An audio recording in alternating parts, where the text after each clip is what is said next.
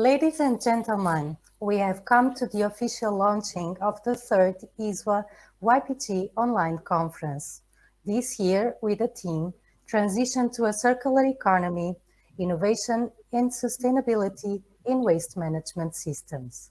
My name is Soraia Taipa, and on behalf of the organizing committee, it is our great pleasure and honor to welcome you all to this conference.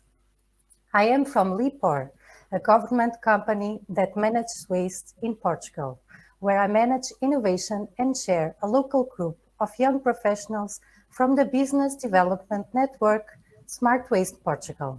I will be sharing today's program. By organizing an online conference at ISWA YPG, we aim to create an international platform to promote young professionals working in the waste sector all around the world. By sharing knowledge and experience between young professionals, researchers, and senior experts, waste, as we know it, it will change. Waste management will improve, increasing the quality of life of all communities. Many of us are familiar with the expression, one person's trash is another person's goal. Unveiling the value of waste streams by transferring costs into profits, creating new products that are high in the value chain, are some of the challenges of an effective circular economy. Waste is challenging and a motivating working field. One can always find space for improvement and pioneering.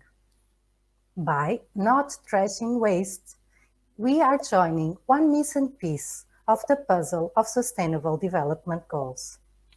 For this conference, we launched a competition and received abstracts from researchers of 23 nationalities. From a very competitive call for abstracts, we built up 4 sessions and the best 3 presenters will be awarded. Best of luck to all presenters. We are excited to hear about your breakthroughs in science. I am delighted to acknowledge the first prize to be a scholarship to attend ISWA Swiss Winter School, an outstanding program on sustainability and waste management. I have attended this program in 2019 and consider it to be a mark in my career.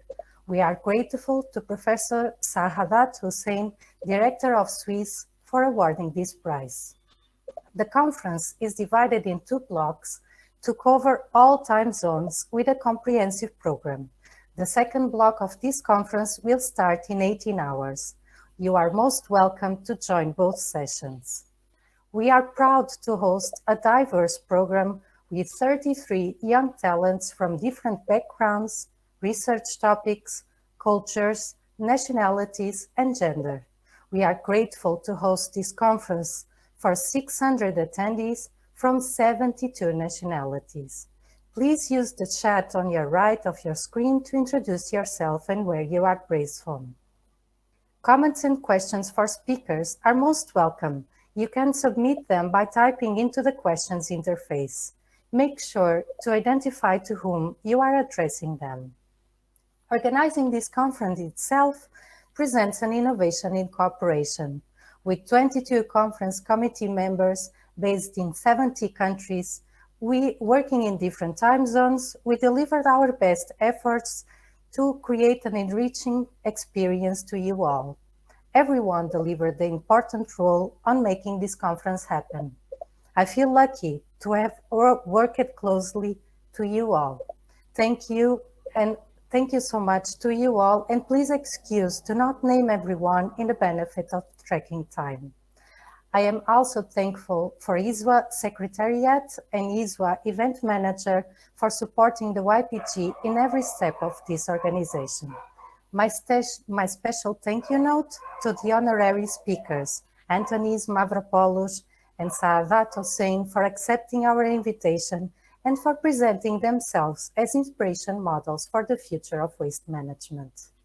To the former research team and leadership team of YPG for having the idea to initiate this series of annual conference and for its success on the 2 previous editions. Wish you all an excellent conference.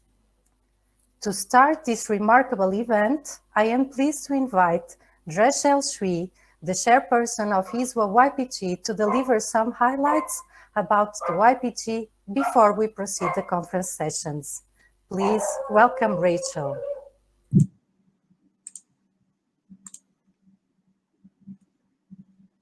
Good morning, afternoon, or evening, everyone, wherever you are.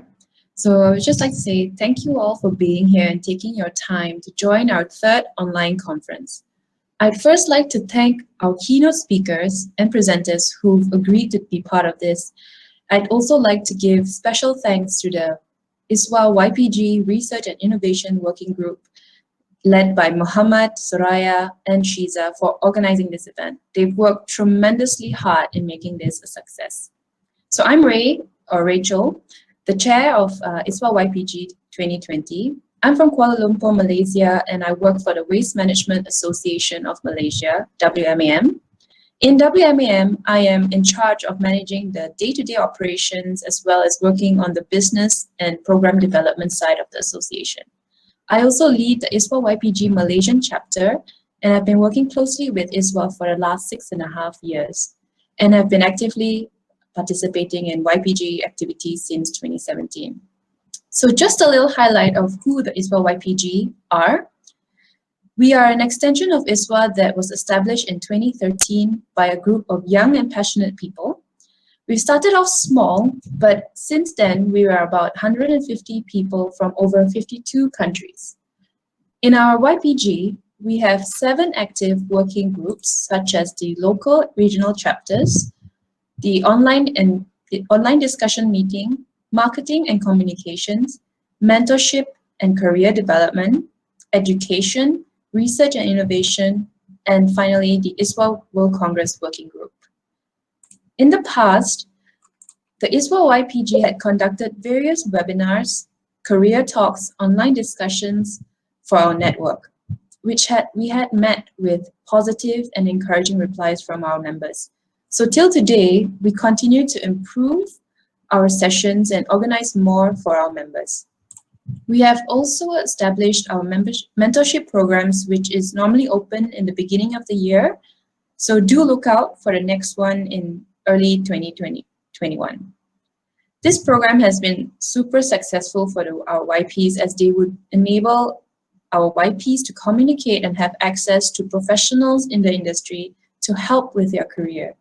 We have also actively been participating in the past ISWA World Congresses, having special sessions for YPs to discuss ideas and plans.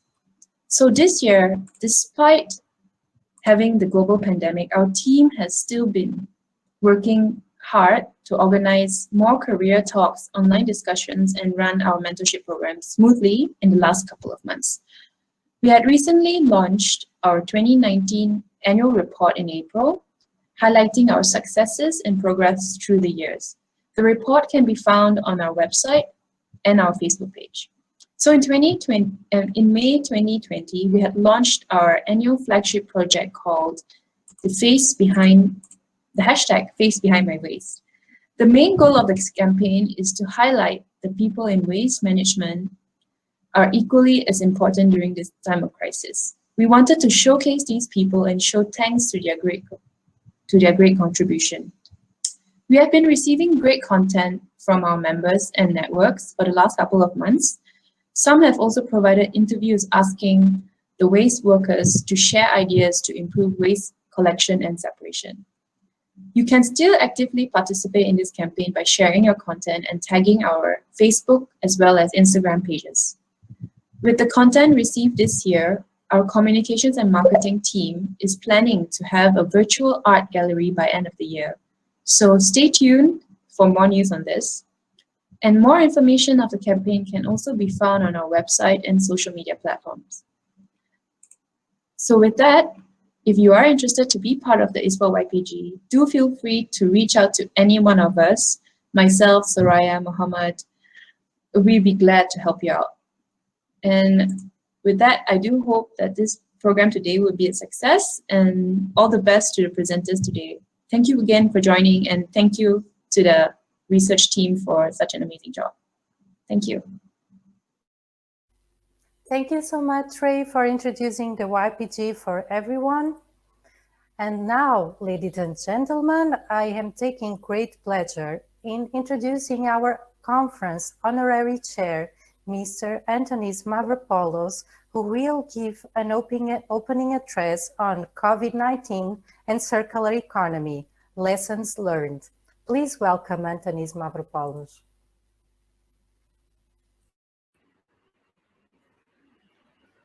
Good morning, everybody. I'm really happy that I have the opportunity to interact with you and to discuss some of the updates of our world, especially the ones related to circular economy, as you can see them through the COVID-19 pandemics and the new lenses we have created through that. But before going further, I would like to grab the opportunity to congratulate the Young Professionals Group for the amazing work they are doing for several years now, for creating not only a new branch of ISWA's activities, but mostly a new spirit on how we approach and discuss on waste management and resource recovery issues. And this is exactly what we need right now. This is exactly what our world needs now. We do not only have the need to develop new ideas and find new solutions to long-standing problems, we also require to define a new narrative that will be better understood, more explanatory, and more inspiring for the billions of people around the world that are willing to help, but they don't know how. And I think the work that the Young Professionals Group is doing in this field is really remarkable, and ISWA has to build more on that and integrate more the activities of the Young Professionals Group in its own branding. Now, I'm going to go straight to the point, and I hope this discussion will be helpful for all of us. What we are living right now worldwide is the rise of the pandemics. Although we thought for some time that the pandemic might be over, or that there will be a break between a second and the first wave, actually, the pandemic is getting stronger day by day. And this requires us to think deeper on some aspects around it. We need to think deeper on three elements, from my understanding. First, we have to see the pandemics as a driver that is reshaping our world, as another signal of the end of business as usual. Second, we have to find what is the real problem behind the pandemic and how it is related to circular economy. And third, it will be more than great if we will be able to build on this analysis some cohesion and some better understanding on what is circular economy and how we will move on. Let's start with the pandemic. Okay, what happened? What is happening in the last 3 months? If I want to put it in indicators, besides the daily report of the Johns Hopkins University about infections and losses, there are 3 big numbers that we need to consider. First, industrial production is reduced from 18 to 24% worldwide, depending on the different industrialization level of countries, which means that this small, intangible, invisible virus will create a very tangible impact on our global economy. A recession of 3% is more than possible, and it's going to be actually a good case if it is reduced like that. Second, it's the first time in the world's history where almost 3 billion people were imposed on lockdowns. This has never happened again, but it seems that it will happen again in the near future. It's already happening in several states in USA and in other countries of the world.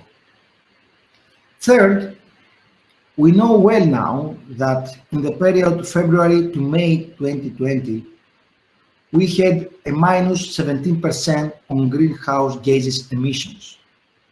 This was because we shut down the production in most of the industries.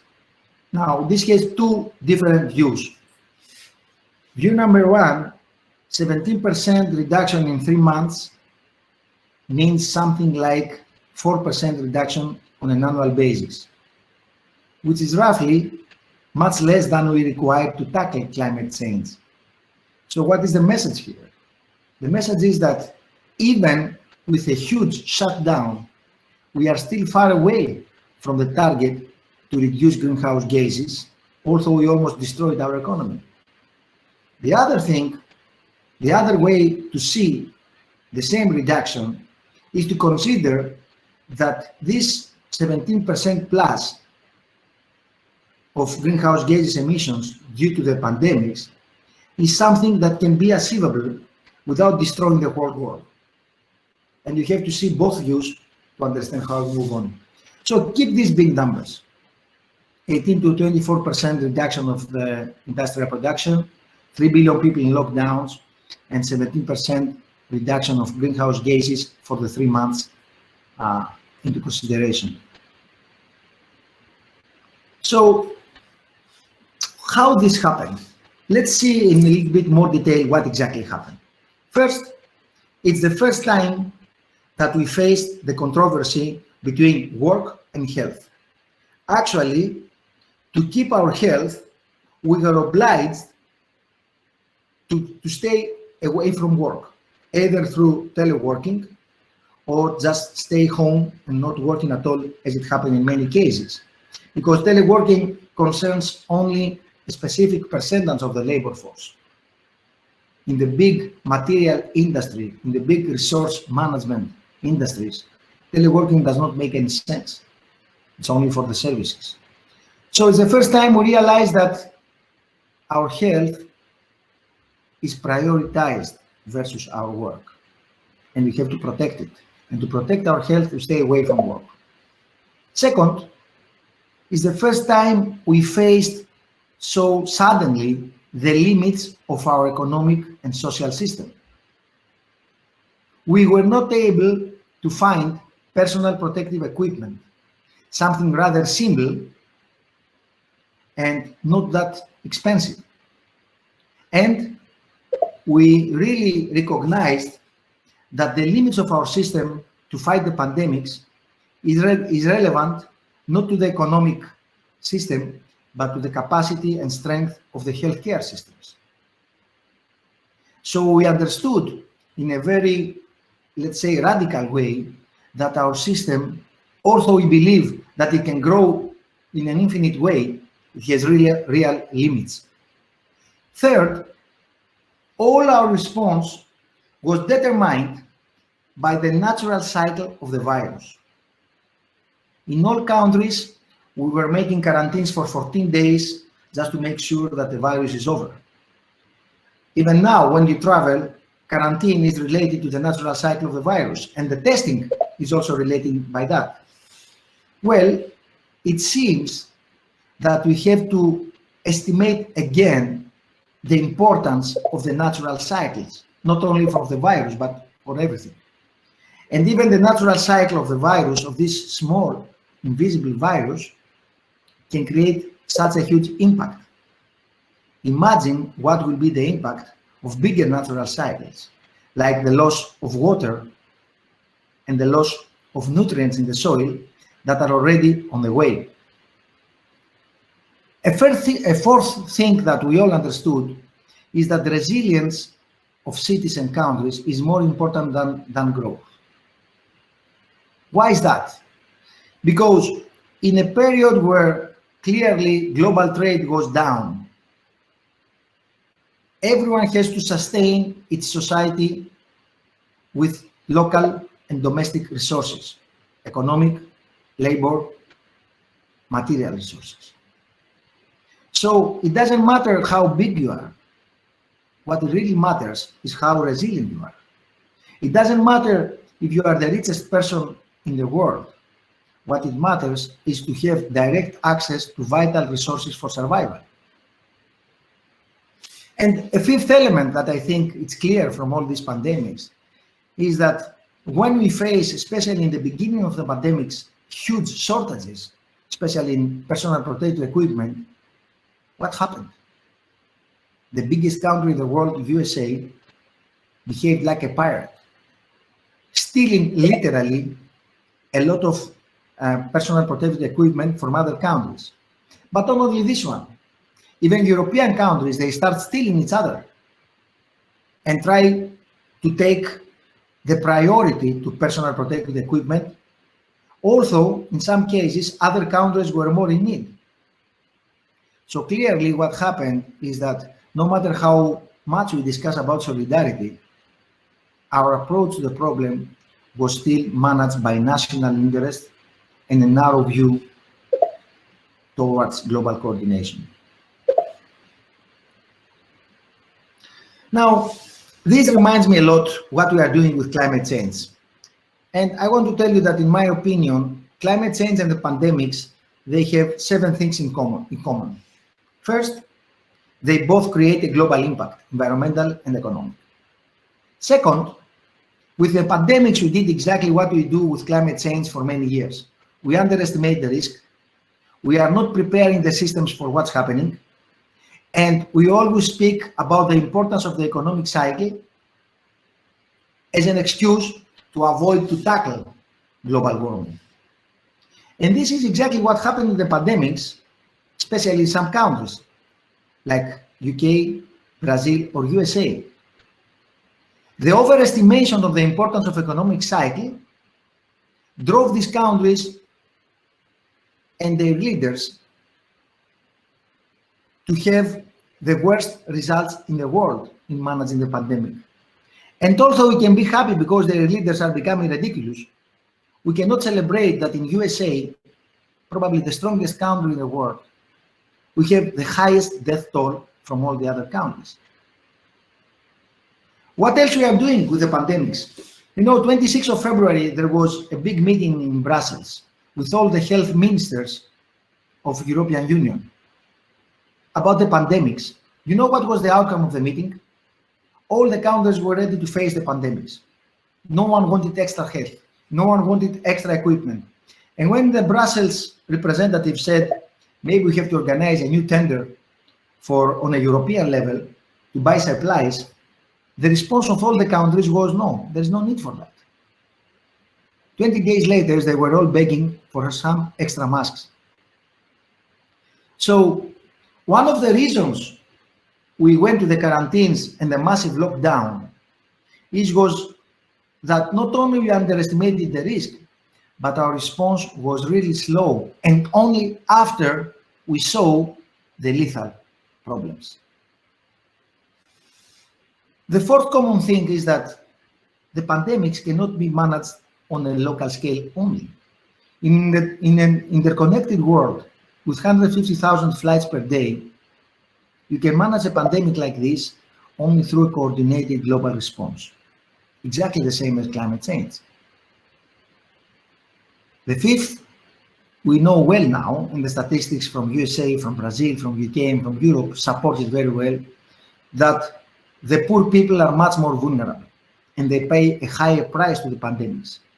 So inequality creates a new domain to consider how we intervene in the pandemics, exactly as it is the case in climate change. What else? Both the pandemics and the climate change problems require a radical shift to the way we produce and we do our daily lives. And last but not least, they both need a lot of expertise and science to be managed, not charlatans like the ones that are managing big countries right now. So why I'm saying this? I'm saying this because the way we responded to the pandemics creates patterns that are very useful, not only on how to manage the global warming, but also on how we can move to circular economy. So what we did in practice, first, we focus on the essential resources only. We realized that a lot of the things we are doing in our daily lives, a lot of the things we consume and buy are not essentials. We can live without them. Second, we realized that local markets and local production of food and materials is a condition for resilience. Because maybe the world is globalized, but there are and there will be more cases in which a sudden shutdown of globalization will happen for several months.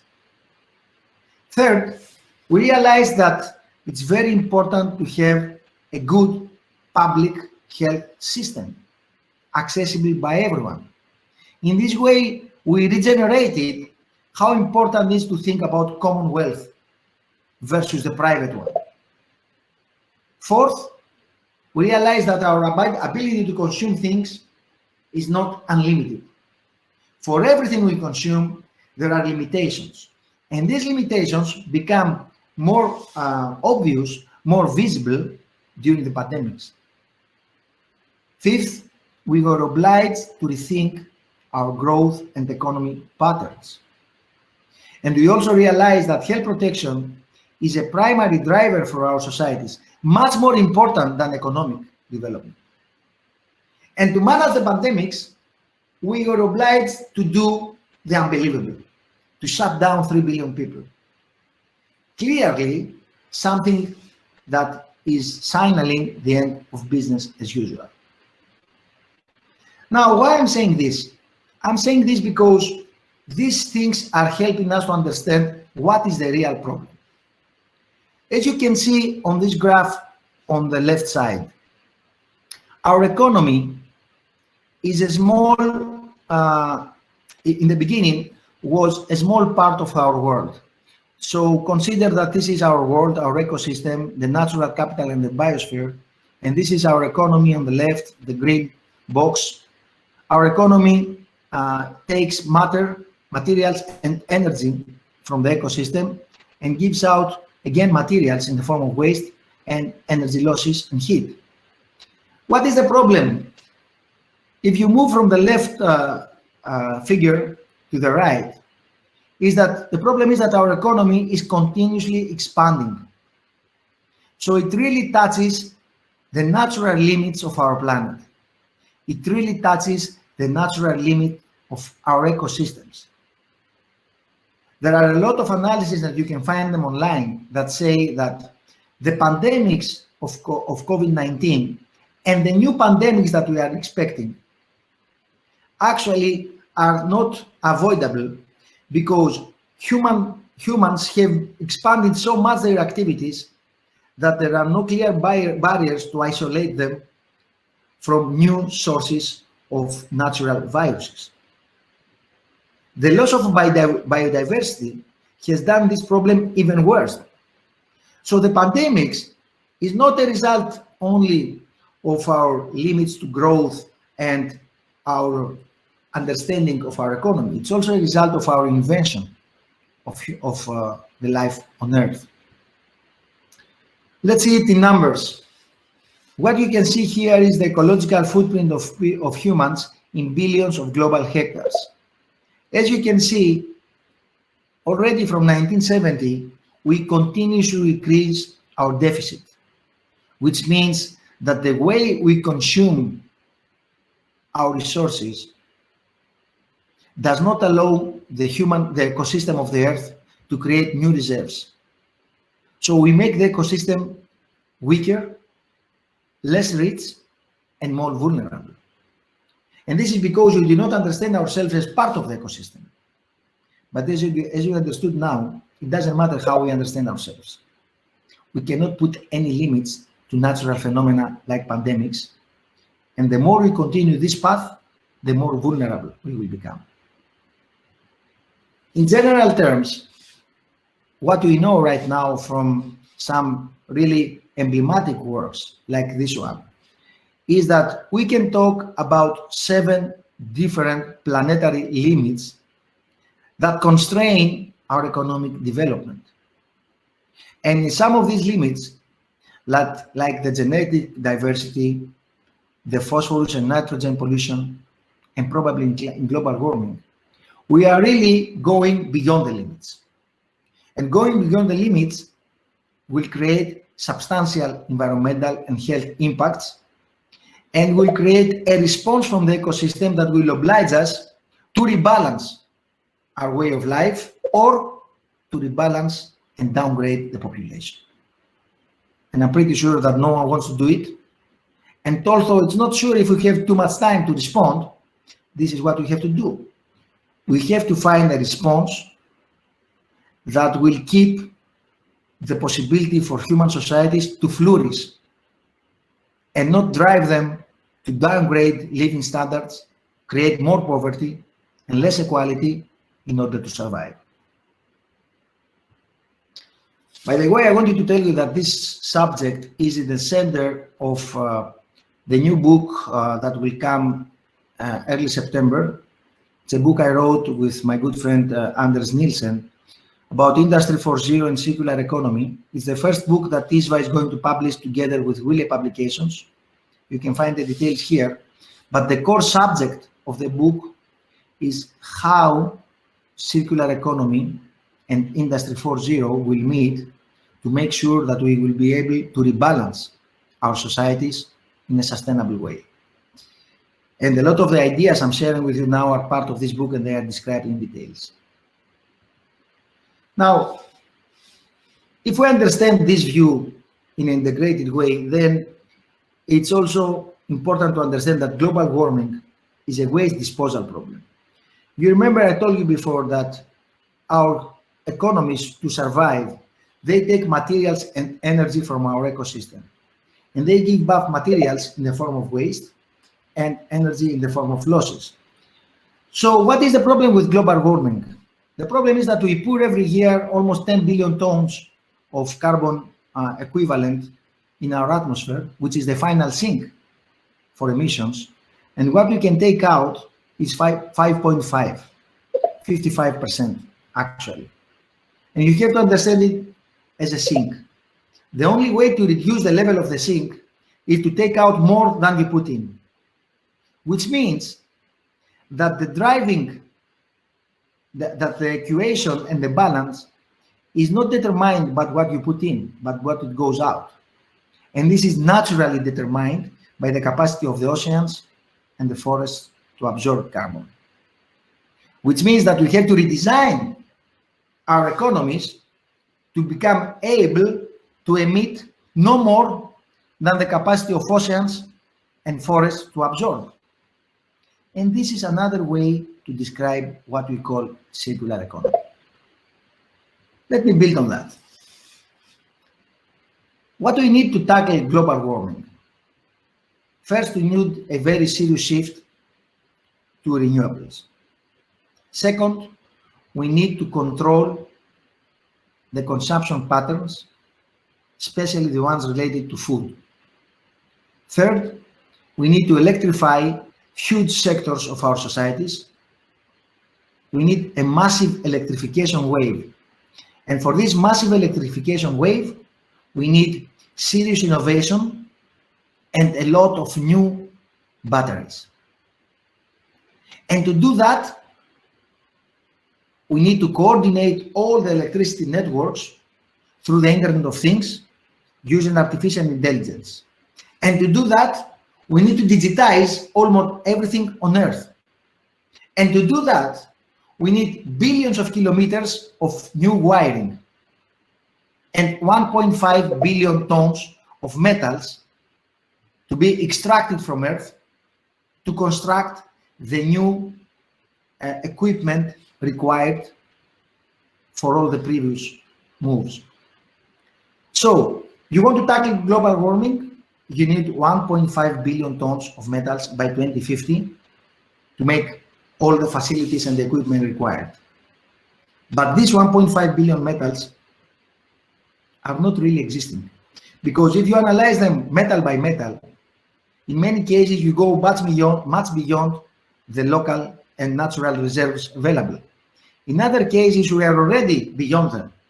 And the only way to manage these metals is to recover them from existing facilities and equipment. So now we are coming to a very important element. a condition to manage global warming is to have access to 1.5 billion tons of metals. But since a lot of them are not available naturally and out of stock, the condition to tackle global warming means to develop closed loops for these metals, to be able to recover these metals from existing equipment and stocks and use them back. So circular economy becomes a very, very important condition to manage global warming too. You can easily understand this if you see some statistics, like the ones I present in this slide from Austria. So in Austria, you have every year something like 500 kilos of municipal waste per capita. But the total waste arising per capita are 5 tons.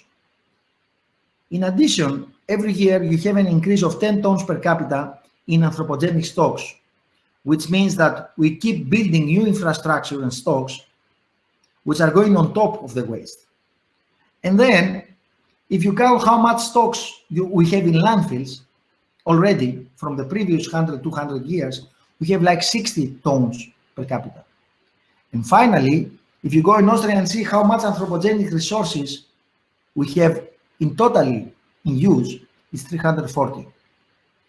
What is the problem here? The problem is that, as I explained, to recover all these precious metals, you have to find them in the existing stocks. But the even bigger problem is that when you talk about circular economy, 90% of the times we focus on the management of municipal waste and some other streams. So clearly, we underestimate the importance of circular economy when you reduce it to municipal waste and recycling. The big picture says that the current stocks will become sooner or later the future waste. But it's not something we can afford to waste. We have to face them as stocks of useful materials and try to design from now strategies to recover them. This is a condition to be able to manage global warming, as I already explained. Now, instead of conclusions, I want to go a little bit deeper on that. You know, we talk a lot about circular economy and closed loops. What's happening now? If we want to have closed loops, they have to be clean. If I want to close the loop even for metals, even for iron or aluminum, after 10 or 12 loops, there are substantial impurities that I want to avoid them. So if I want to have more closed loops, I have to have more clean loops, which means depollution of materials is becoming a condition. Why is this? Because you produce more and more fit-for-purpose materials, more and more composite materials. And in many cases, the physical chemical properties of the materials we produce are very well for the purpose we need them, but not suitable at all to recycle them or to recover materials. So more closed loops means more clean loops, and more clean loops means more depollution. But if you do depollution, you take out more pollutants, and you have to put them somewhere. So you need safer and higher capacity of final sinks. And this is a key element I want you to understand. The shift to circular economy requires more and better waste management in all levels, and requires also safer and higher capacity of final sinks to host the pollutants we will remove from the loops, from the circular loops. If you allow me, I can put it like this. As you can see in this graph, our societies are based on their ability to take energy and material resources from the ecosystem on Earth. This is something we already know. We know well that we need food, we need materials and energy from the Earth's ecosystem to survive. Now, we have to add one more condition. What we learned from the global warming, what we are learning now from the pandemics, is that we need to add another condition. We need to be able to dispose of the waste.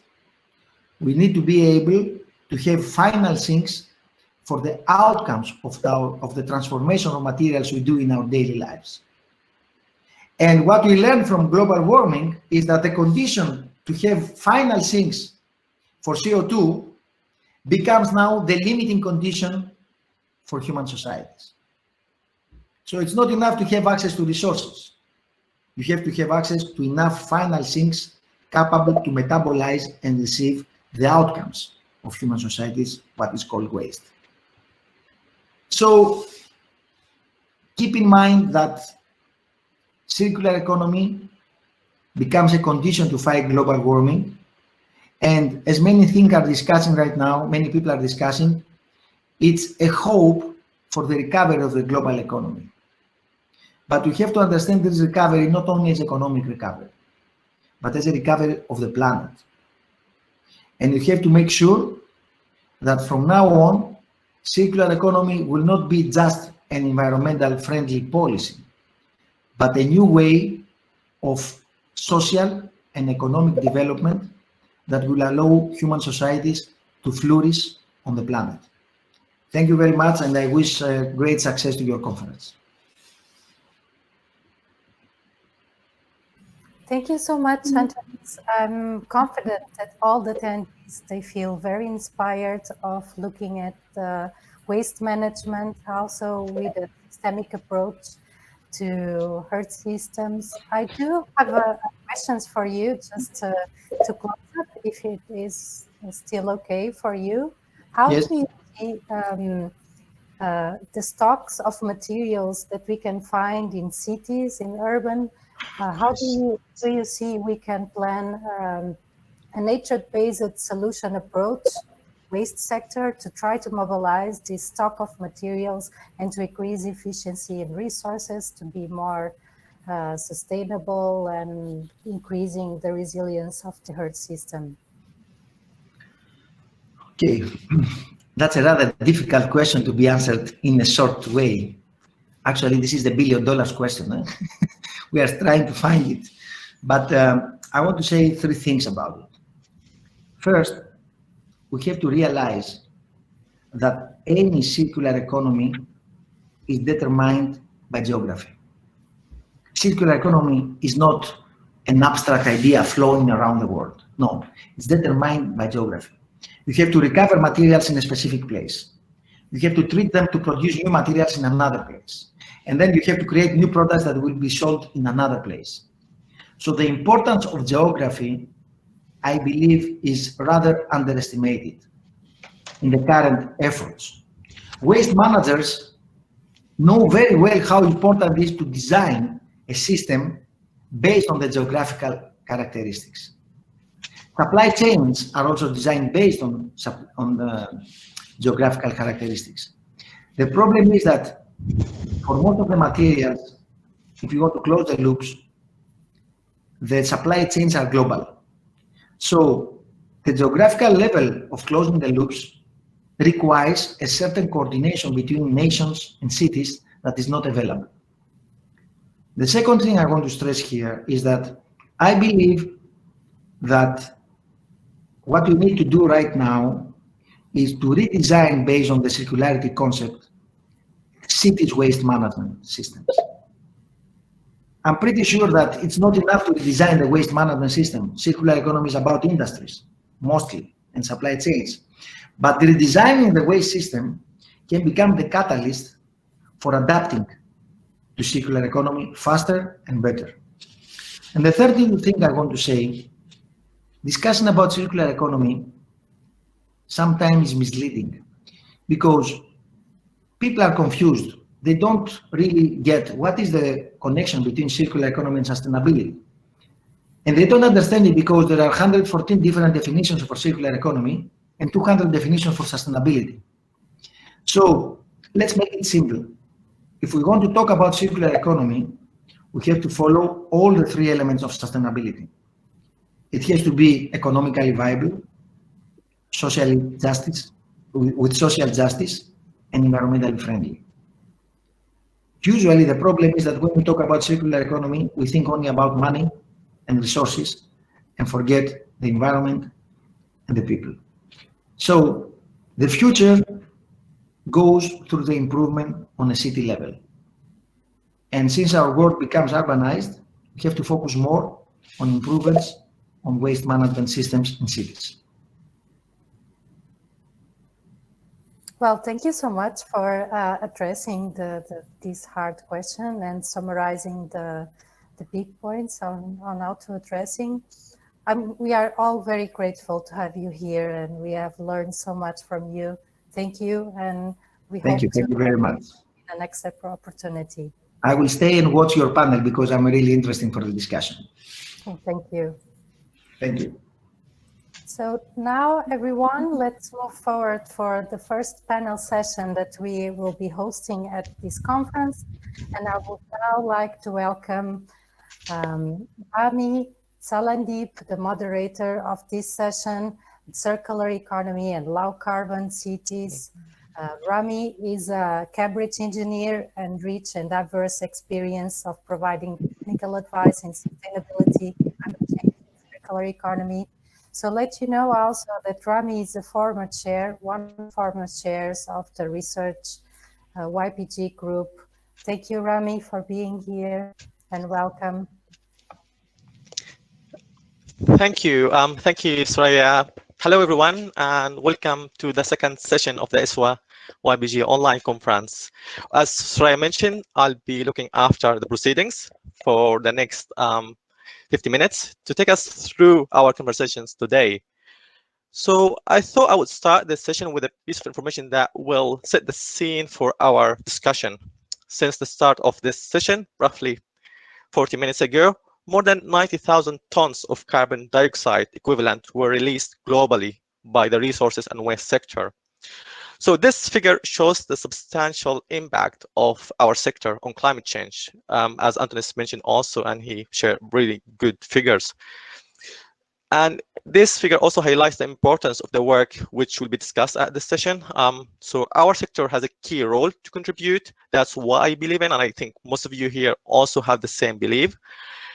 And so, yeah, I think we have a really key role to play to decarbonize our civilization if we want to meet the goal to hold global average temperature increase to well below 2 Celsius degrees above pre-industrial levels.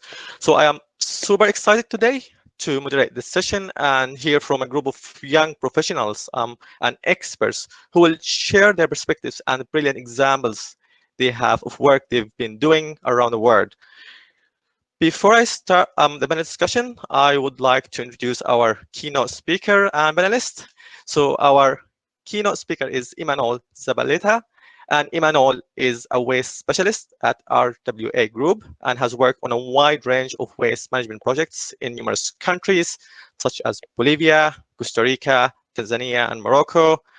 Most of his works are delivered in collaboration with local partners and international organizations such as UN Habitat, GIZ, and JICA, and so on. So welcome on board, Imanol. It's nice to have you with us today. Before we start with the keynote for today, I would like to introduce our panelists who will join us after Imanol's presentation to share their expert advice and thoughts on this session's topic. Our first panelist is Dr. Amani Maalouf. And Dr. Amani Maalouf is a postdoc research associate at the American University of Beirut and the University of Perugia in Italy. She holds a PhD degree in environmental and waste resources engineering. And in a nutshell, she's an expert on LCA. So welcome, Dr. Amani. Our second panelist we have here also is Adanna, and she's joining from Nigeria, I believe. She's an internationally specialized lawyer in the field of commercial law and energy law. Adanna is currently the group manager, the group general manager for Alluvia Group, of a waste management company and an internationally sustainability foundation. Nice to have you with us today, Adanna. And also we have Francesca Calisisi. She's joining us from Italy, and she's an associate officer of the solid waste management team at UN Habitat. And Francesca has been working with solid waste management team since December 2018, supporting the development and management of the Waste Wise Cities program. a call for action to local governments to enhance municipal solid waste management. Welcome, Francisca. And last but not least, our fourth panelist is Gijs Lingeveld. And Gijs is a friend of mine, a former chair of the ISWA YBG group, and a passionate entrepreneur. Gijs enjoys setting up initiatives which solve complex problems in areas of circular economy and waste management. His areas of expertise are food and organic waste, plastics, sustainable packaging, behavioral aspects, sustainable cities, and business strategies. Welcome, Gijs, and welcome to everyone on the panel today. So now I would like to invite our keynote speaker, Imanol, to deliver his keynote presentation. And after Imanol's presentation, we will proceed with the panel discussion with our four panelists. But before I hand over to Imanol, I just want to remind you all to submit your questions via the Q&A section. Please to get your questions coming in. I will have your questions popping up on my second screen over there. So if you see me staring in that way, that means I'm looking at your questions. I will make sure I'm ready to hand them to our panelists. So now I'll pass over to Imanol. Imanol, the floor is yours. Yes. Hello, good morning, good afternoon, good evening, everybody. Well, first words, it's a pleasure to be here. It is super exciting to be part of this third ISWA YPG online conference, and an honor to be a keynote speaker for this interesting panel on circular and low carbon cities. In the next 10 minutes, my goal is to bring a little bit into context this topic of circular and low carbon cities using a newly created project in the ISWA team, which is called CALC, which actually stands for Circular and Low Carbon Cities.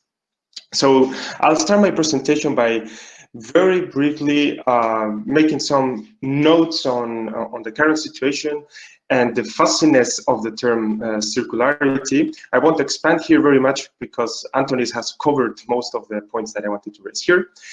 And then I'll dive into the project, into the CALC project, which has two main standing pillars. On one side, it looks at greenhouse gas emissions, and on the other one, it looks at circularity. You'll see that in a couple of seconds now. And finally, I will finish my presentation with some open questions, which will link to some of the panelists that are joining this panel later on, and also some relevant publications for any one of you to have the possibility to take a quick snapshot and later check that literature. Good.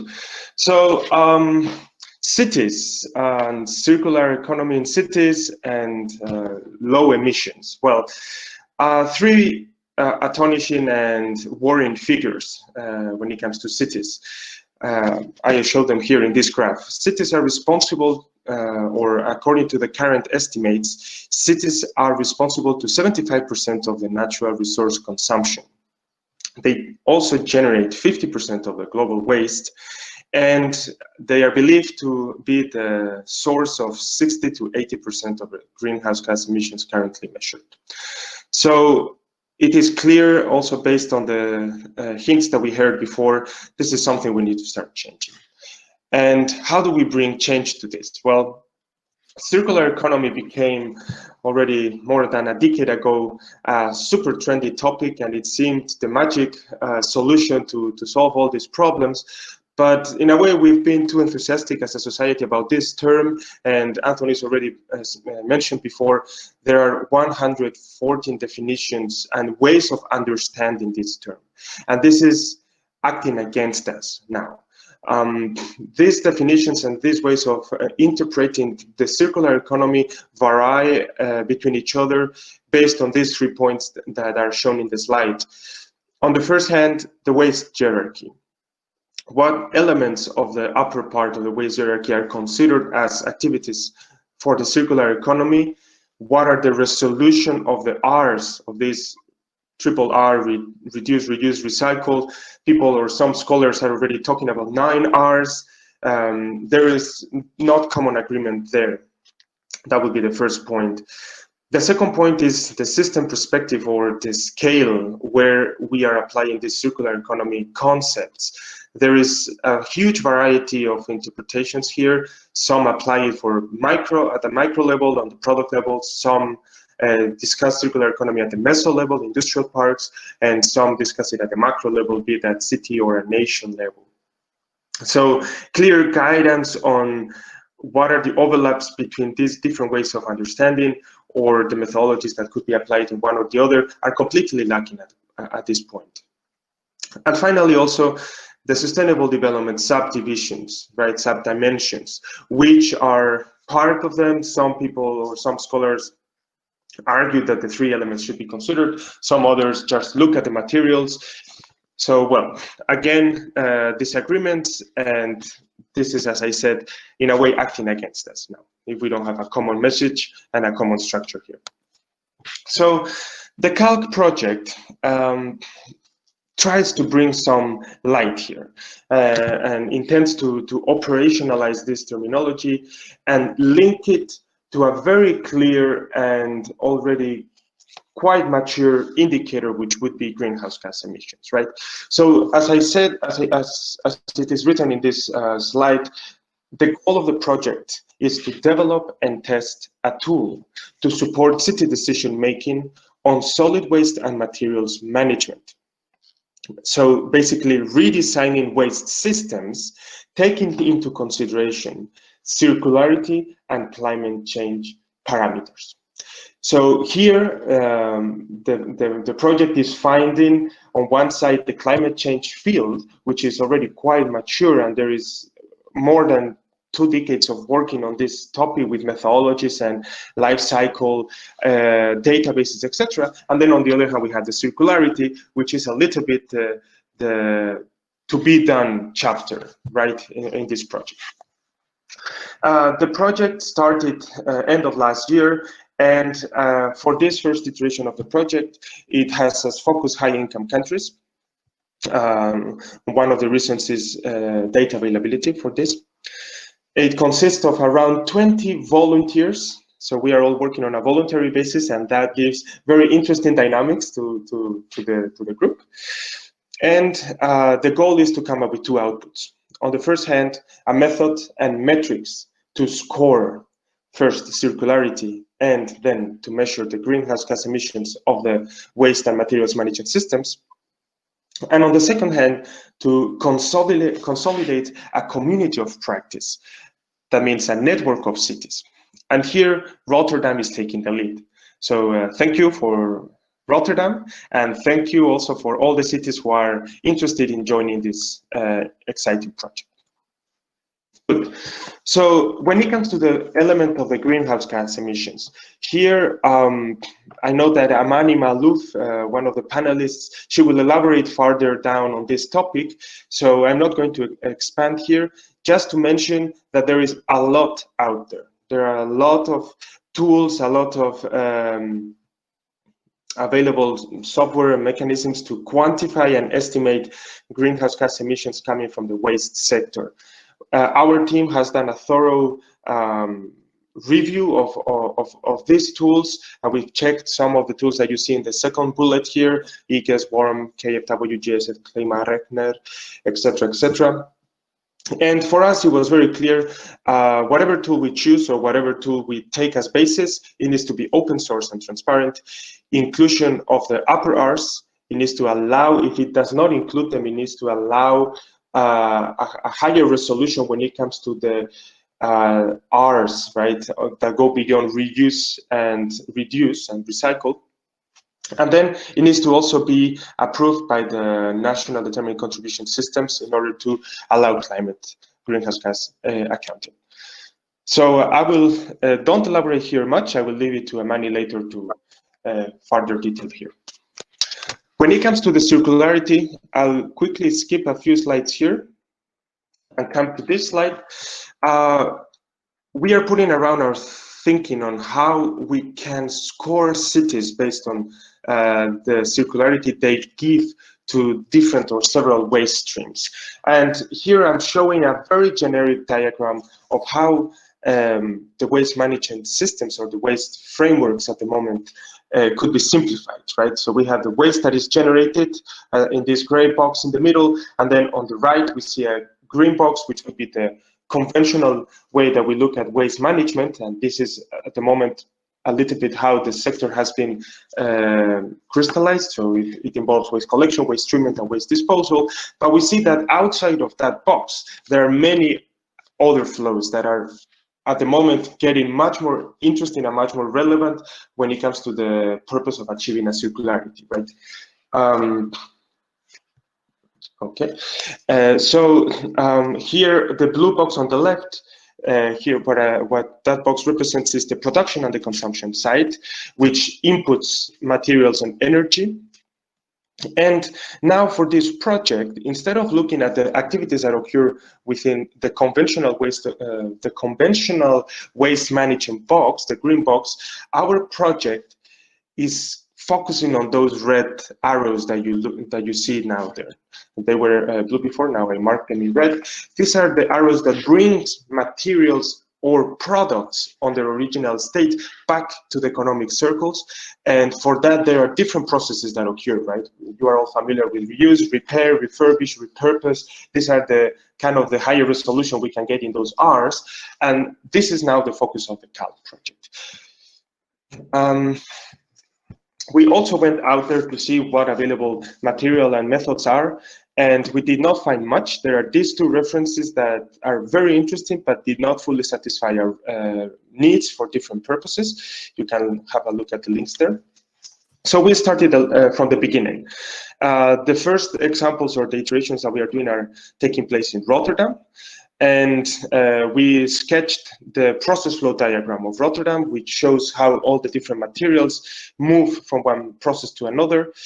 And based on that, we can then start bringing that resolution to the higher R's. Here, I'd like to also link it to one of our next panelists, Francesca Calisesi, who is going to introduce the Wastewise City tools, which basically it's a methodology and combines the different steps that need to be followed in order to come up with such diagrams in different cities. So we will hear more on this later on. I won't repeat here again. These are the 9R framework that the CAL project wants to kind of bring more resolution on. The first three would relate to prevention, and then we have the reuse, repair, refurbish, remanufacture, repurpose. So far, this is an unknown box. Cities do not report data on this, or at least there's not a structured way of collecting data for these things, but they are the elements that contribute to increase the circularity of the products. Many of you have probably come across with the butterfly diagram from the Ellen MacArthur Foundation. Again, the same philosophy here. So if we look very quickly to one example, here I'll also pass quickly. We have a WEEE brown good example, which consists of a coffee machine. And imagine a city that imports 50,000 coffee machines, right? That city has a stock of 300 coffee machines in use at the moment with an average lifespan of, say, 4 to 5 years. Many of these coffee machines, around 150, these are fictitious numbers, go through one of these cascades which expands their life use, right? So reuse, repair, refurbish, and they stay in the city serving as coffee machines for that average lifespan of 4.5 years, thanks to these cascades. However, there are also exports or repurposing, so coffee machines are dismantled and some parts are used for other things. The materials are recycled, so the coffee machines stop being using or serving as coffee machines, or they are disposed. And this would be kind of a picture that the CAL project would like to get for whatever product that they study. Of course, these management systems come with energy, material, and labor needs. Now, these are shows, but these simple flows here at the bottom. The width of these flows would represent the intensity of the need, and these are just very rough estimates. This is just me coming up with these widths. It is not based on any numbers. So it could be that the energy, material, and labor that we need to put to the original coffee machines on the very left is much thicker than the one that appears here. But on top of energy, material, and labor needs, this also comes with greenhouse gas emissions. And this is what we want to quantify. So once we get these pictures, then cities can start changing and redesigning their waste management systems in order to get different scenarios. So let's assume now this future scenario where we see that the number of imported coffee machines drops from 50,000 to 20,000. The stock remains the same, and suddenly the number of coffee machines that is here in these loops increased from 150 to 180,000. Average lifespan has also increased from 4.5 to 6. And this, of course, has an impact on the output flows from of the system. But not only that, it also has a direct impact on what happens with the energy, material, and labor and greenhouse gas emission needs. Here I show the same sizes of the current scenario that I showed in the previous graph, and ideally we would start getting into situations where this line drops, the emissions are this on the left side, on the source. I'm talking now on the left side of the graph. The greenhouse gas cloud here has reduced its size considerably. Also the inputs for energy, material, and labor, it will increase a little bit in the middle, but it will also reduce a lot in the needs for disposal, etc., etc. Right? So this is the intention of calc. Good. For that, we will use different study products, which are in discussion, and each city will come up with the product of choice for them to try out the tool. And of course, it leaves with some open questions. And this is my very last slide before the key literature. How available is the information that such a project needs already in databases, or how much will have to be newly created? This is a little bit one of the big questions. Also, how do cities need to adjust their data collection processes and systems to obtain this information? How relevant is a strong regulatory framework in order to enhance a change? And here we will hear from Adanna Kalejaye, one of our next panelists, probably also talking about these issues in Nigeria. And the last question, how key is behavior change in this transformation? And here also Heis will bring us very interesting examples on organic waste separation in the next panel. So thank you very much for your attention. Here is the picture of the key literature. So yeah, I'm looking forward to the discussion that comes next. I hope this puts a little bit some of the ideas in perspective and gives a good and trained platform to the next panelist. Thank you. Fantastic. Thank you, Imanol, very much. It's a really interesting project. Obviously, that will help cities to start thinking beyond weight-based targets. So they start talking about the environmental impacts of waste rather than just recycling rates. We have some interesting questions coming for you, but I will keep them for a while. I would like now to move to Francesca from UN Habitat. So Francesca, like Imanol mentioned about the Waste Wise Cities program that aims to support cities around the world to enhance waste and natural resources management. So in a couple of minutes, could you please give us like a brief introduction about it and how it aligns with key messages Imanol just pointed out?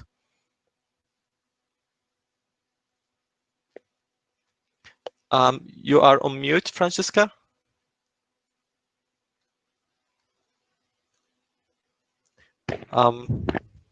You are still on mute.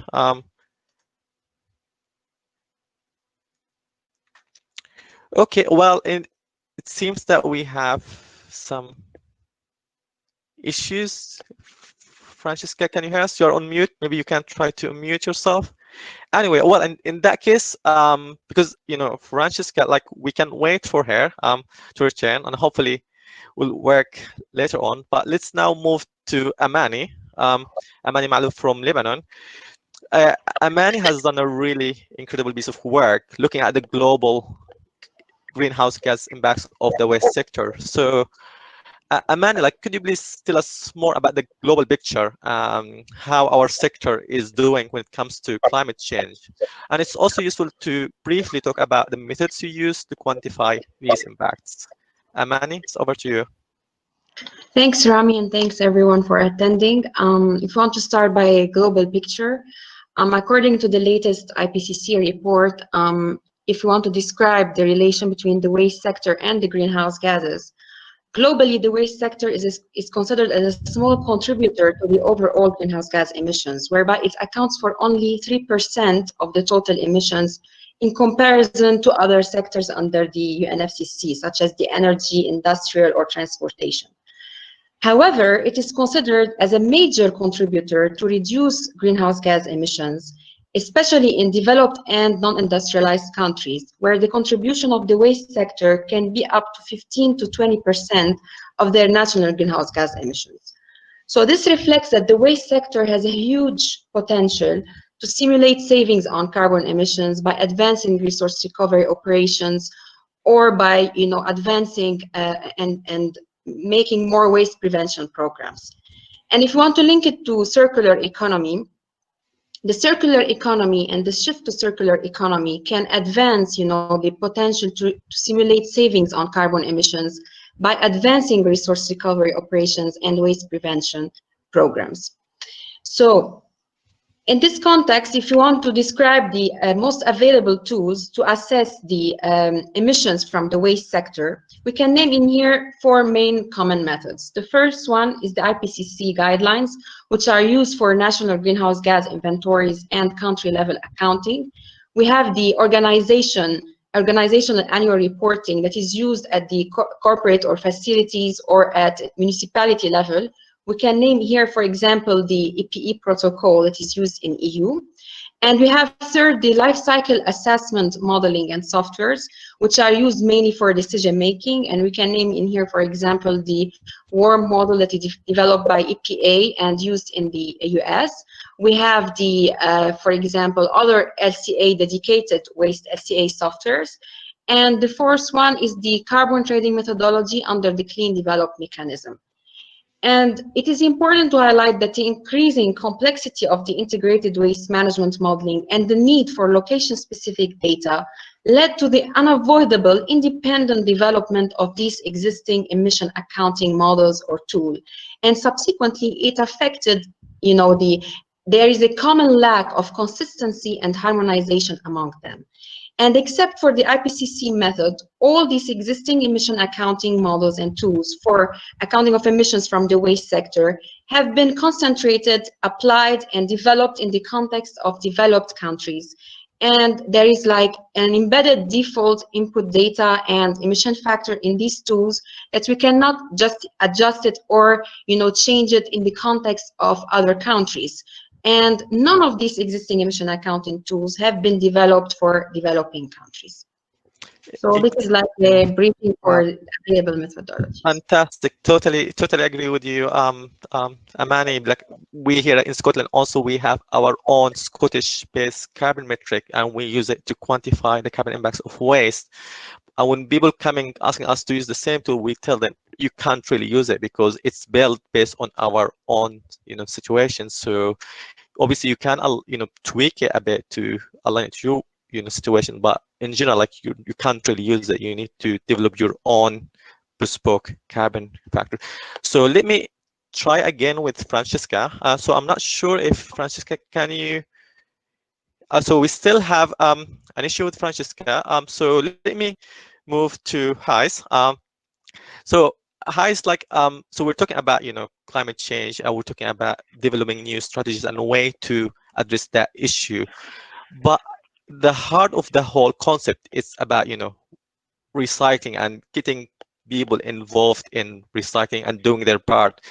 So you were involved in a number of projects that aim to change people's behavior and support our transition to a circular economy. So could you please tell us more why behavior change is key to accelerate circular economy and address the issue of climate change? And what are the best practices available for us to trigger that change in our communities? Well, thank you, Ramy, and it's great to be here first and to see this is a lively and very active YPG event. It's very great to see that. So compliments for that. And this was what we hoped for, like when we were in 2013 starting this group. So I'm really proud of this. Well, my respect to everybody. So now let's get to the community engagement part. I think this is of major importance, behavioral science. So I will give you one example, the example of food waste. Well, you probably have known it has been a report that if food waste were a country, it would come in third after China and the US in terms of impact on global warming. So that's a huge impact, and cities need to address that. And so if we want to move towards a circular economy, we need to do something with waste streams like food waste, both in terms of quantity as in terms of quality. And so if we want to collect a good amount of food waste in a good quality, we need, first of all, we need 100% collection systems. And secondly, we need to sort it and recycle it. So what we did here in the Netherlands was have a project with 6 cities, the major cities in the Netherlands of Amsterdam, Rotterdam, The Hague, Utrecht, Almere, and Schiedam. And what they have is an issue in how to separate your food waste in highly dense areas.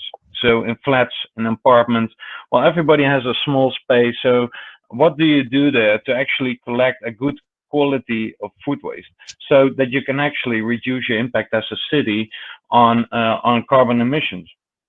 So and we started up a project in which we started to cooperate with behavioral scientists and experts on how should we do this. And actually the outcomes, the results are very interesting, and I would like to share with you one thing is that we need to, if we really want to make sure that people are separating the food waste, we should do 3 things. The first thing is to make sure that the opportunity is there for them. So we need an infrastructure which collects food waste. So if there's no infrastructure, people will not separate the food waste simply because they cannot go anywhere with it. So the second thing is that they need the capacity to do it. So if you don't know how to separate your waste, what type of waste you should be separated, where do you need to bring it, then people will not do it. And thirdly, you need the motivation to actually start separating your waste. If you're not motivated to do it, nobody will do it. So what we found out is that if you bring up the system up to a certain level on all these 3 items, that you actually will generate quite good results. So by implementing just a basic package, which just slightly addresses these 3 elements, we already got to the result that 1 out of 5 households will start separating the food waste, which is actually quite a good result in highly dense areas where people have no space, where food waste is being recognized as something which is smelly, it stinks, it's wet. We don't want to have that. And that 1 of 5 households already starts just by raising the bar a little bit. And on top of that, you can start implementing behavioral interventions, which we tested, which have an additional effect. But that basic element already is that. So my call would be, we need to start implementing.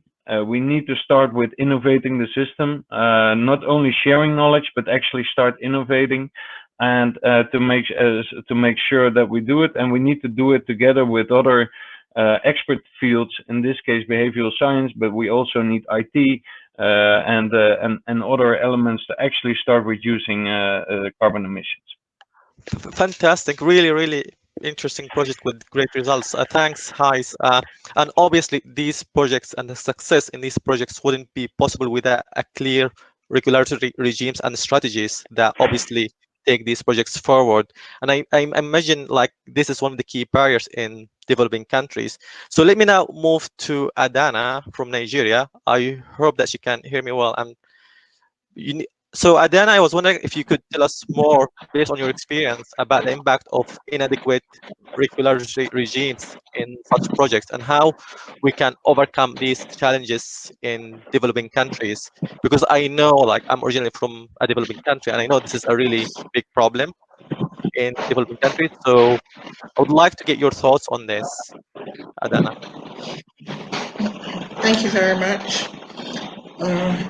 Yeah, inadequate regulations have been the bane of not achieving circular economy in Africa. One of the issues with inadequate regulations is that the legislations that are enacted are not clear and they do not have specific goals outlined. Now, what that does basically is that the promulgators of the law do not are not able to direct the policies to achieve the goals that are actually set out to do. An example of what an irregular and inadequate regulation would not achieve is in 2013, Nigeria adopted the extended producer responsibility. Now, this program that was adopted through the National Environmental Standards and Regulation Enforcement Agency was for the minimization of industrial waste and also to promote recycling.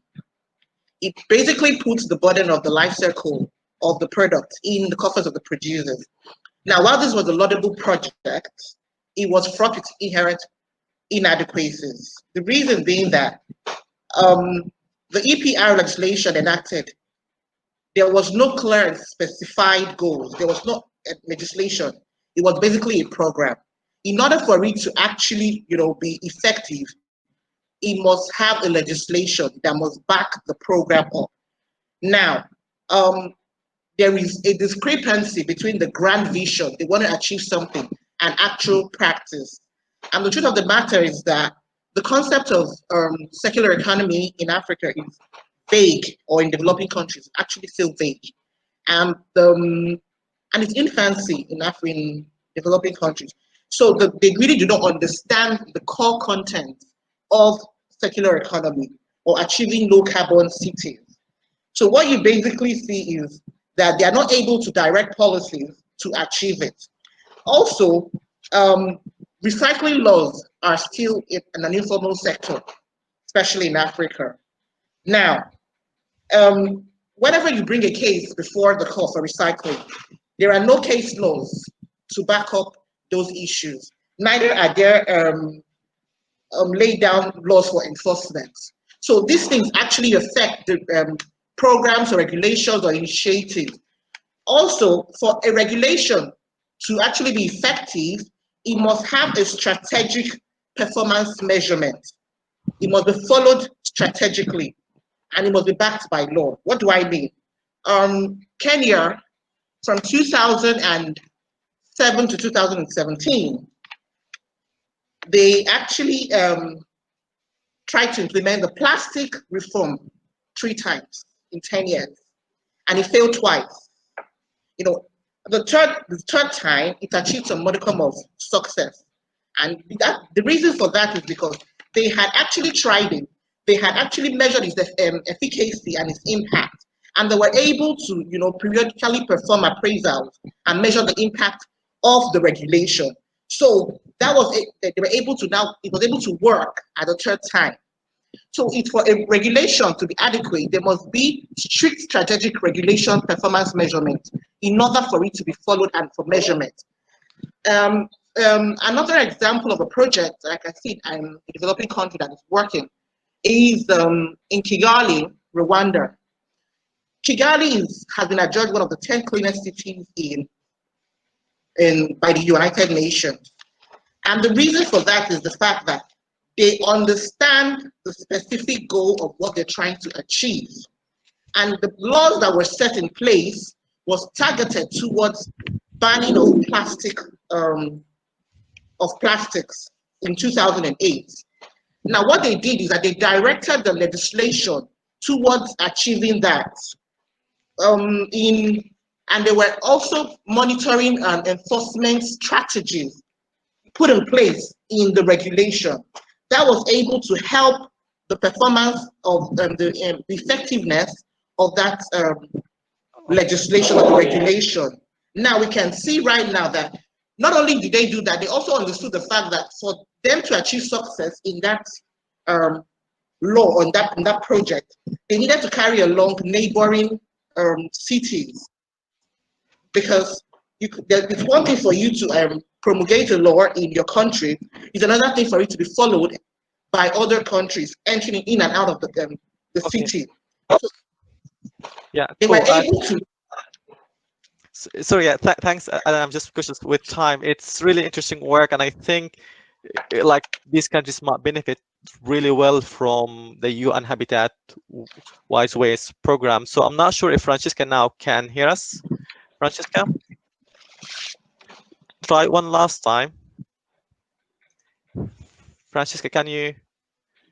Okay, so Francesca still can hear us. So I have some really interesting questions from the audience, and let me start with one of them, and that's going to be for Imanol. I think maybe Hais will be able to, get your thoughts on this as well. It's about circularity metrics. So we have Mariam Masoud. She's asking, don't you think circularity, even as a concept, is too diverse and too dynamic to be measured by a set metric?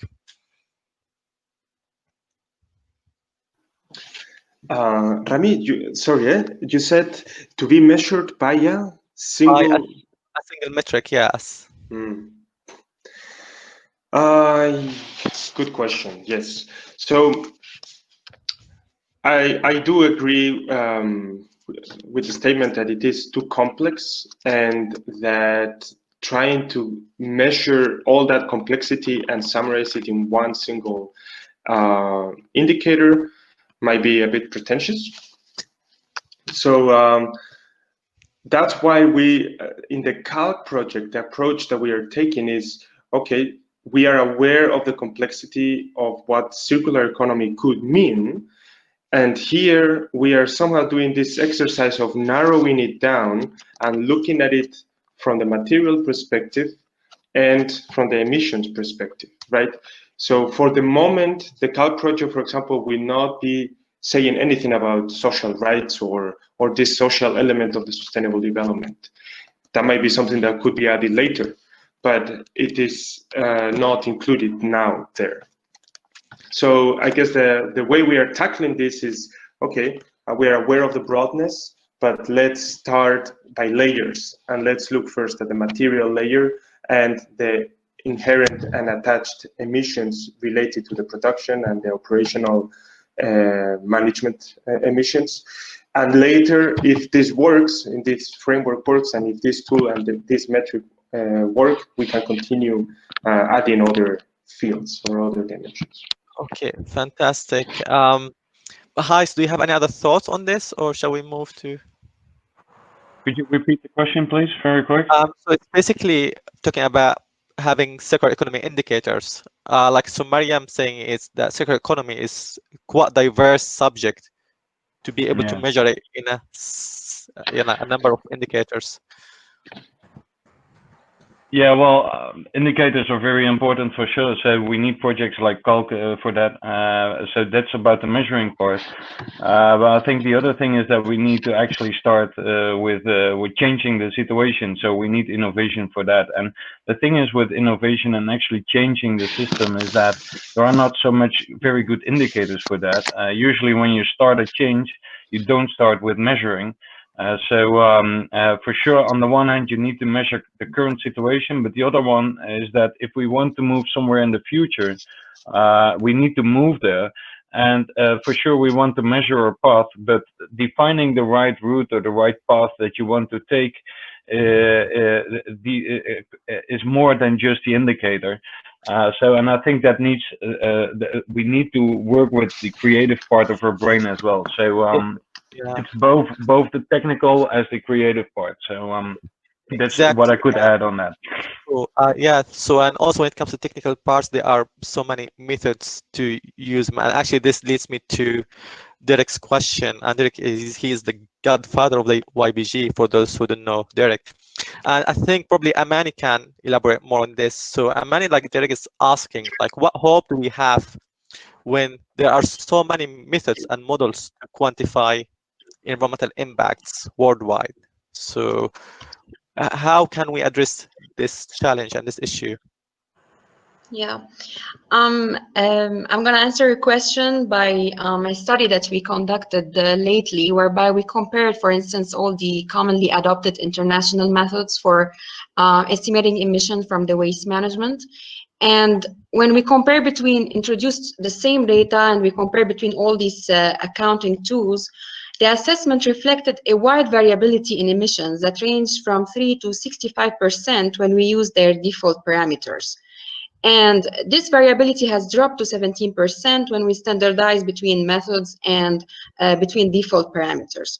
So the assessment showed that this method depend on location-specific parameters where a particular method was developed. And these differences can affect emission reporting target under the NFCC commitments or reduction targets and decision-making when relying on carbon credit, for instance, to meet the NDCs. So for that purpose, we have proposed and implemented a modeling framework to assess the gap identified in the existing methods. And we provided a tool that will allow the user to modify default parameters, and we developed a software that will provide input data for both developed and developing countries. And more importantly, to conclude, we have proposed a transparent framework for reporting on emissions from the waste sector that will allow us to provide more credible results and allow us to compare the emissions reported between also different countries. So yeah, if anyone have more questions regarding the studies we conducted or the tool, I can answer them later on. Okay, fantastic, thank you, Amani. And let me, I think Francesca now is back with us. Can you hear us? Okay, fab. I think I can hear you as well. So unfortunately, we don't have a lot of time left, but we would love to hear about the Waste-Wise Cities program, Francesca. So if you could give us like a brief introduction about it, that would be fantastic. Yeah, thank you very much. And sorry, everyone. I don't know, the audio was working until, I don't know, 20 minutes ago. But anyway, now it is sorted, and I'm happy to be here and share with you a bit about the Waste-Wise Cities program.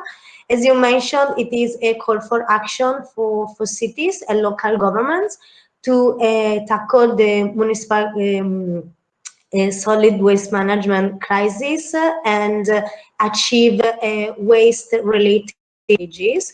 The program is based on 4 action areas. The first one is knowledge and best practice sharing. The second one is waste data and monitoring. And then we have advocacy and education and project finance and bankability support. So concerning the action area on data, waste data and monitoring, UN Habitat is custodian agency of the SDG indicator 11.6.1, which is the one that looks at the proportion of municipal solid waste regularly collected and managed in controlled facilities out of the total waste generated by a city.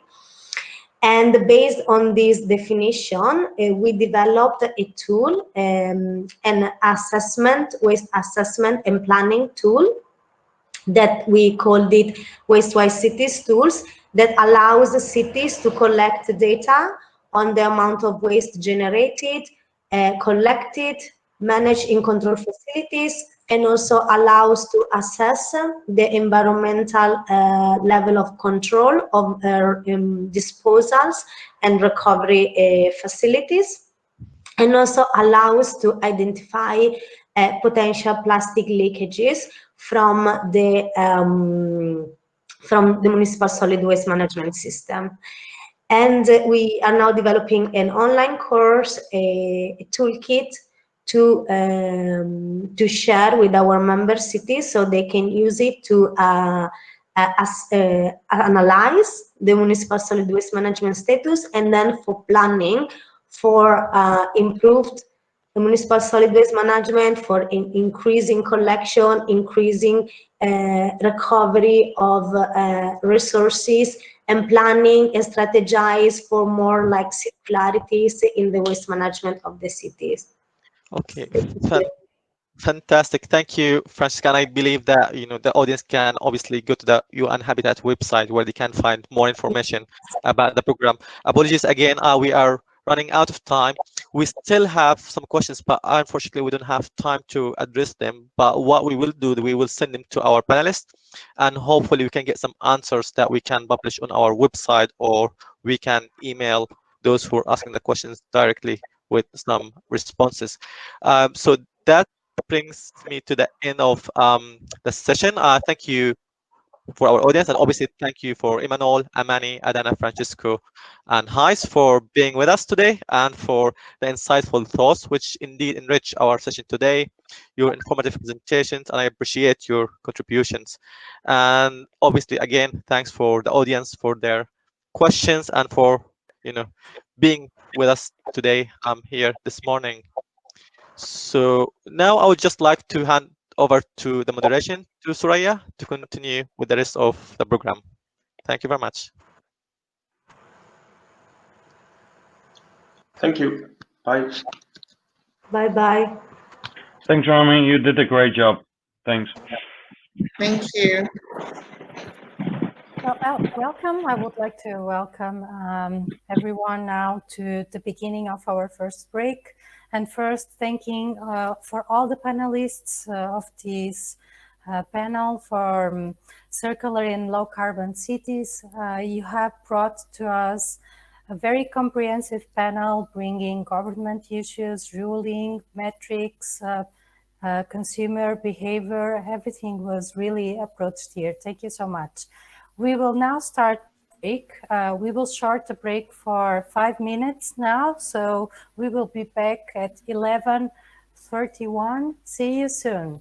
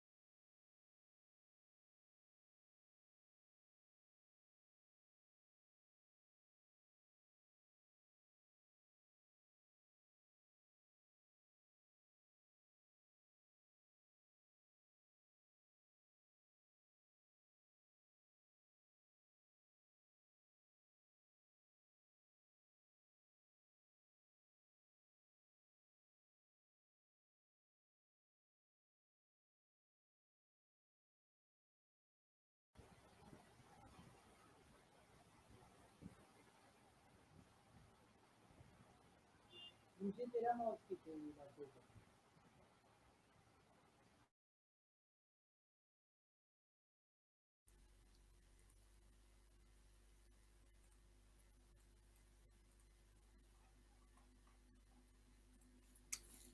everyone, welcome to the first session of our abstract competition.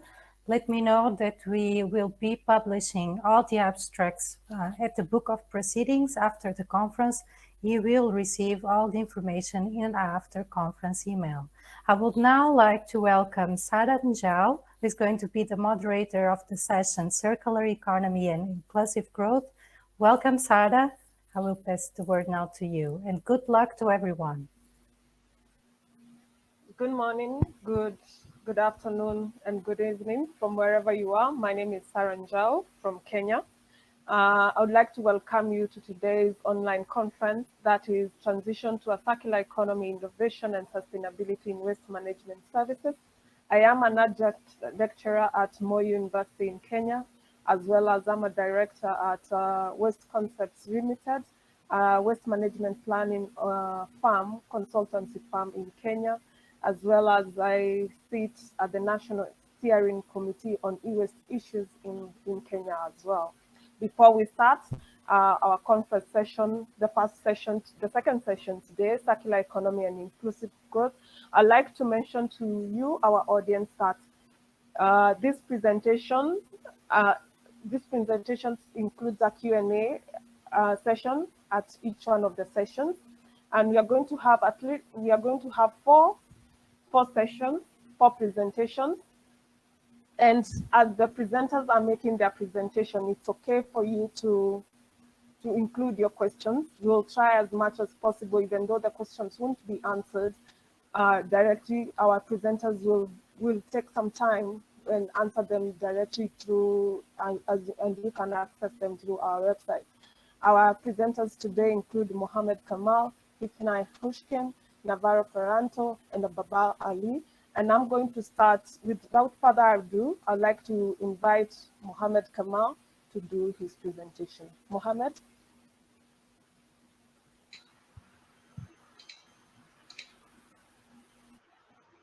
Hello. I hope everyone can hear me. First of all, I want to thank everyone for taking the time to be here. My name is Mohammed Kamal. I'm an environmental specialist, environmental consultant, and I specialize in solid waste management. Before I begin the presentation, I want to say that this project is a team's project. I'm here on behalf of the team, presenting this project on behalf of the team. So I'll get straight into the presentation. This project is based in Dahshur, which is a village located in the governorate of Giza in Egypt. It's centrally located in Egypt. For the sake of this project, we identified it as a village. The population is around 20,000 people. The main occupation in the village is farming, and it's farming palm trees, making the most out of the palm tree, whether it's wood or making products from the leaves or cultivating dates. And the primary method of irrigation, or the only method of irrigation really, is flood irrigation through the irrigation canals which obtain their water from the Nile River. I'd love to give you a background story of how we reached Dahshur to start our project, but for the sake of this presentation, I'm going to say we conducted a baseline study, and we found two major or key issues when we conducted our baseline study. One, we realized that during the dry season, the irrigation canals get clogged with a lot of plastic waste because it's the only type of waste produced in Dahshur that doesn't have better means of disposal. And two, we realized there is no real solid waste management system in Dahshur. So a lot of the waste ends up being disposed in not very efficient methods, and very bad to the environment, such as open burning and open dumping and dumping in the irrigation canals. And this doesn't only apply to solid waste, this also applies to wastewater. So the figure in front of you now is meant to give you sort of like a picture of the solid waste situation in Dahshur. So first of all, the waste is generated in the households in the village. The waste then, for the municipality or the municipality collection system, they created these concrete blocks that are meant to collect, people are meant to dispose their waste there. There's a total of 6 for over 20,000 people, so they're not very efficient, and they're meant to send the waste to the controlled dump sites. However, for the majority of waste, that is not the case. The case is majority of waste either gets dumped in the irrigation canals, openly burnt, or openly dumped anywhere. And the informal recycling sector has access to all of this to find valuable material to recycle and reuse. So the majority of waste is not captured in the solid waste management system. So during our baseline study, we had a discussion with one of the local residents, and he said a statement that really summarizes why this project is so important. He said, for Dahshur to overcome its social and economic hardship, the solid waste management crisis must be resolved first. Dahshur as a village has a lot of touristic value because it houses two of the two first pyramids that were built, or one of the two first pyramids that were built in Egypt, the Red Pyramid and the Bent Pyramid. However, this touristic value is not being utilized because the area has a public health threat because of the solid waste management issue. So the question we ask ourselves is, how do we solve this problem? And this is where we had a lot of crazy ideas. We wanted to create a mini circular model in Dahshur, but before this, we needed to sort of bring our ideas back to earth, put them in separate phases, and begin our project step by step while engaging with the local community. So we conducted the baseline study, and the current presentation is focused on phase 1 of the project, which is collecting the required data to create a decision-making tool that allows us to produce and design our intervention and then implement it and do the operational monitoring. All of this while consistently engaging the public in Dahshur and keeping them informed. As for the methodology, which is really the only innovative part in this project aims to take a lot of bits and pieces of research that has been done by researchers in the past. The methodology for this project started with qualitative information. We obtained qualitative information through interviews. We obtained qualitative information through structured observations and unstructured observations. And then we validated or not validated this information through quantitative information, which actually are the fundamental pillars of our project. This mixed methods approach, when we add it up together, we produce this integrated picture. And this integrated picture sort of is a mapping exercise of the waste from source all the way to disposal, which then allows us to create this decision-making tool, which we're in the process of creating, to then go into the next phase of the project and design our intervention to resolve the solid waste management issue in Dahshur. So there was a total of 6 data collection techniques or activities we conducted to collect the required data to produce our decision-making tool. We conducted a waste characterization study. The waste characterization study was randomly sampled, and we obtained the generation rate per capita, the composition of waste in Dahshur, and the composition of plastic, because plastic was the real big issue in Dahshur. We also conducted questionnaires to try and understand the perspective people have towards disposing waste and the perspective they had towards plastic pollution. We also conducted interviews, and the interviews were with people of key interest, who are usually the people that provide plastic to the residents of Dahshur. We also conducted, and this was by far the most useful activity, structured and unstructured observations. This was very tricky to make it very scientifically feasible, but we tried to obtain some form of evidence, visual evidence of what's happening in Dahshur. And this provided us with a very good picture, and I'm going to show an example later in the presentation. We done some GIS mapping to sort of provide something presentable to the normal person from all these numbers. And finally, we knew that animals are a big problem. So we tried to create this methodology where we observe animals and their behavior and the way they interact with plastic. And I'm also going to show an example later. And what does this mean for the plastic pollution and the plastic ending up in the irrigation canals? So I thought, instead of getting into all the statistical results we obtained, I want to give you some snapshots from the outcomes we got from our project. The picture on the left here really summarizes why the structured observations were so good. The structured observations were conducted over time, specific times, to try to keep it to one variable. As you can see, there's so much information we can obtain from one picture. This is a municipal collection point. There's clear evidence of waste burning. There's clear evidence of animals breaking up the waste to look for food. There's clear evidence that the local community has built a fence, and the purpose of this fence is to isolate the local community from the municipal collection point and the smell, although it doesn't really do much, the smell and the waste itself. There's different types of birds available with very long beaks so that they can pick out the food from the plastic. There's also an informal recycler who's looking for valuable recyclable material. All of this was obtained from one picture and provide us with a very good idea of what's happening over time. The waste flow, the one in front of you right now is not actually for a project. We're still in the process of producing our waste flow for this project based on the results we obtained. But the purpose of this activity is sort of to humanize a material flow diagram. What does that mean? That means we're trying to basically provide a material flow diagram of all the potential, any location or place the waste can end up throughout its path from source all the way to disposal. And try to humanize it in a way we're provided with pictures so that the normal person can understand it, because sometimes the numbers don't mean much to the normal person. There will also be, we're also producing GIS maps of all the locations of burnt waste, all the locations where waste is being dumped. The waste characterization study we conducted didn't yield any interesting information. It was all the information we expected in our hypothesis, which included information such as 0.5 kilogram per person per capita produced on a daily basis, because Darfur is not actually very poor. However, they are categorized as a low-income area.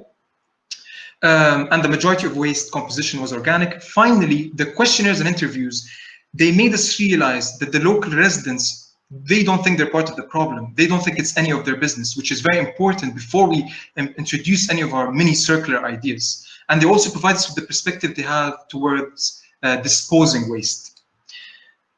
Finally, the last thing I want to talk about is the next phase of our project. So we're currently producing this decision-making tool from the data we collected. What we're going to do is with this decision-making tool is we want to transition to phase 3 and 4. And transitioning to phase 3 and 4 of this project will be through three different steps. The first step is we want to create a local, very large plastic waste reuse and recycling center. And the purpose of this is to provide opportunity for local people in Darfur and to make most out of the plastic that's coming out through recycling techniques, such as the precious plastic machines that you might have heard of, and upcycling techniques that are now becoming more common in Egypt. The second step is to provide an incentive for local residents to segregate plastic. We're only here to solve the plastic issue because it's the primary thing affecting farmers and the irrigation canals. So we're going to use different techniques to incentivize picking out the plastic from your waste and sending it to the recycling center.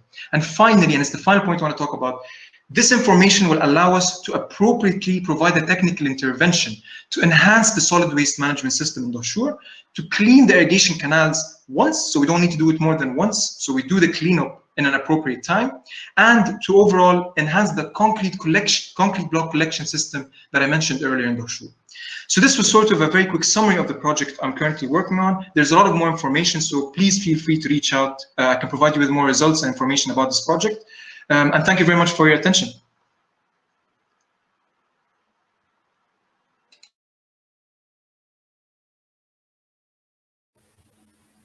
Thank you very much, Mohammed. I have one question for you. Do you think there is a role of government policies and regulatory framework in ensuring that we maximize the value chain for plastic? And I would say, so that my answer to this question would be, I'm only going to speak about the context of Egypt because this is the country I do most of my work in.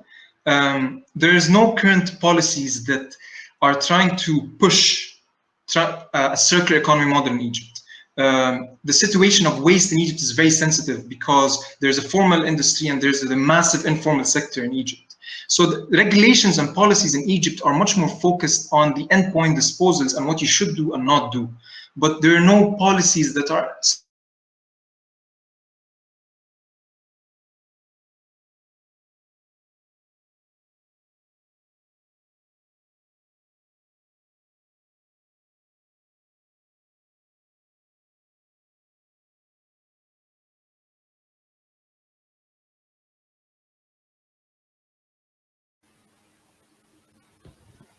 It seems like I've lost Mohammed. Now I'll move on to my next presenter, since there are no more questions for Mohammed. But if you in between you feel like you have a question and you'd like it answered, kindly. Oh, Mohammed, welcome back. Finish your answering your. I'm really sorry for what just happened. What I'm just going to add is Egypt is in a desperate need for new policies to enhance or to push, not to enhance, it's to push the small initiatives at rural level to start to create these mini circular models and to push towards a more circular version of our total waste model in the country. However, there's also the thing we need to address first is our very poor waste disposal practices through our policies and regulations. So I hope this answered the question. Thank you very much. Thank you very much, Mohammed. I'll go to my next presenter. Ladies and gentlemen, now you'll be listening to Hipheim Hoshken from Sweden, whose presentation is To Waste or to Resource, a comparative life cycle assessment of reusing bottom ash from waste incineration for road construction in Malmö. Hipheim is a master's graduate, has a master's degree in environmental management and policy from Lad University.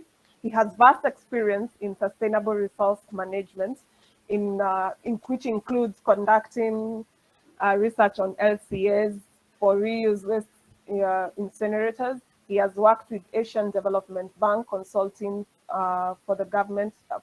Consulting the government of the capital city of Kazakhstan. And it will be with that CV, and I would like to let us give our ears and our minds to Hipheim. Welcome. Yeah, thank you, Sarah, for the introduction, and thank you, Mohammed, for a great presentation. And thank you as well for being able to present my thesis project today, especially presenting to someone that is not my professors. And for my thesis project, I worked together with a municipal waste company in Sweden called South Scania Waste that manages the household waste of its owner municipalities in the southern area of Sweden. And CSAF, together with other companies, supports research in the secondary resource use in the construction sector.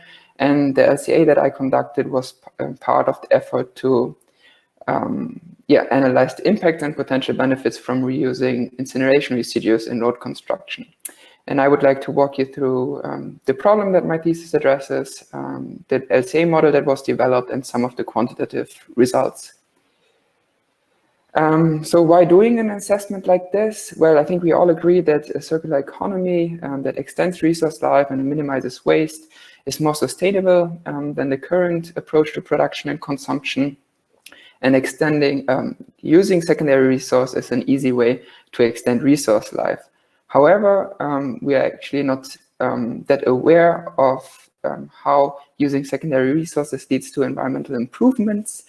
And therefore, we need assessments based on a life cycle approach that are able to quantify emission reductions and resource efficiency gains, and especially trade-offs in product life cycles. In this context, CSAF was interested in the impacts and benefits from using the mineral fraction of incinerator bottom ash, which is also referred to MIBA. And I used this concrete case study to explore the impacts and benefits from secondary resource use in more general, produce knowledge on the use of incineration residues, as well as to provide information for local decision makers from the public policy side.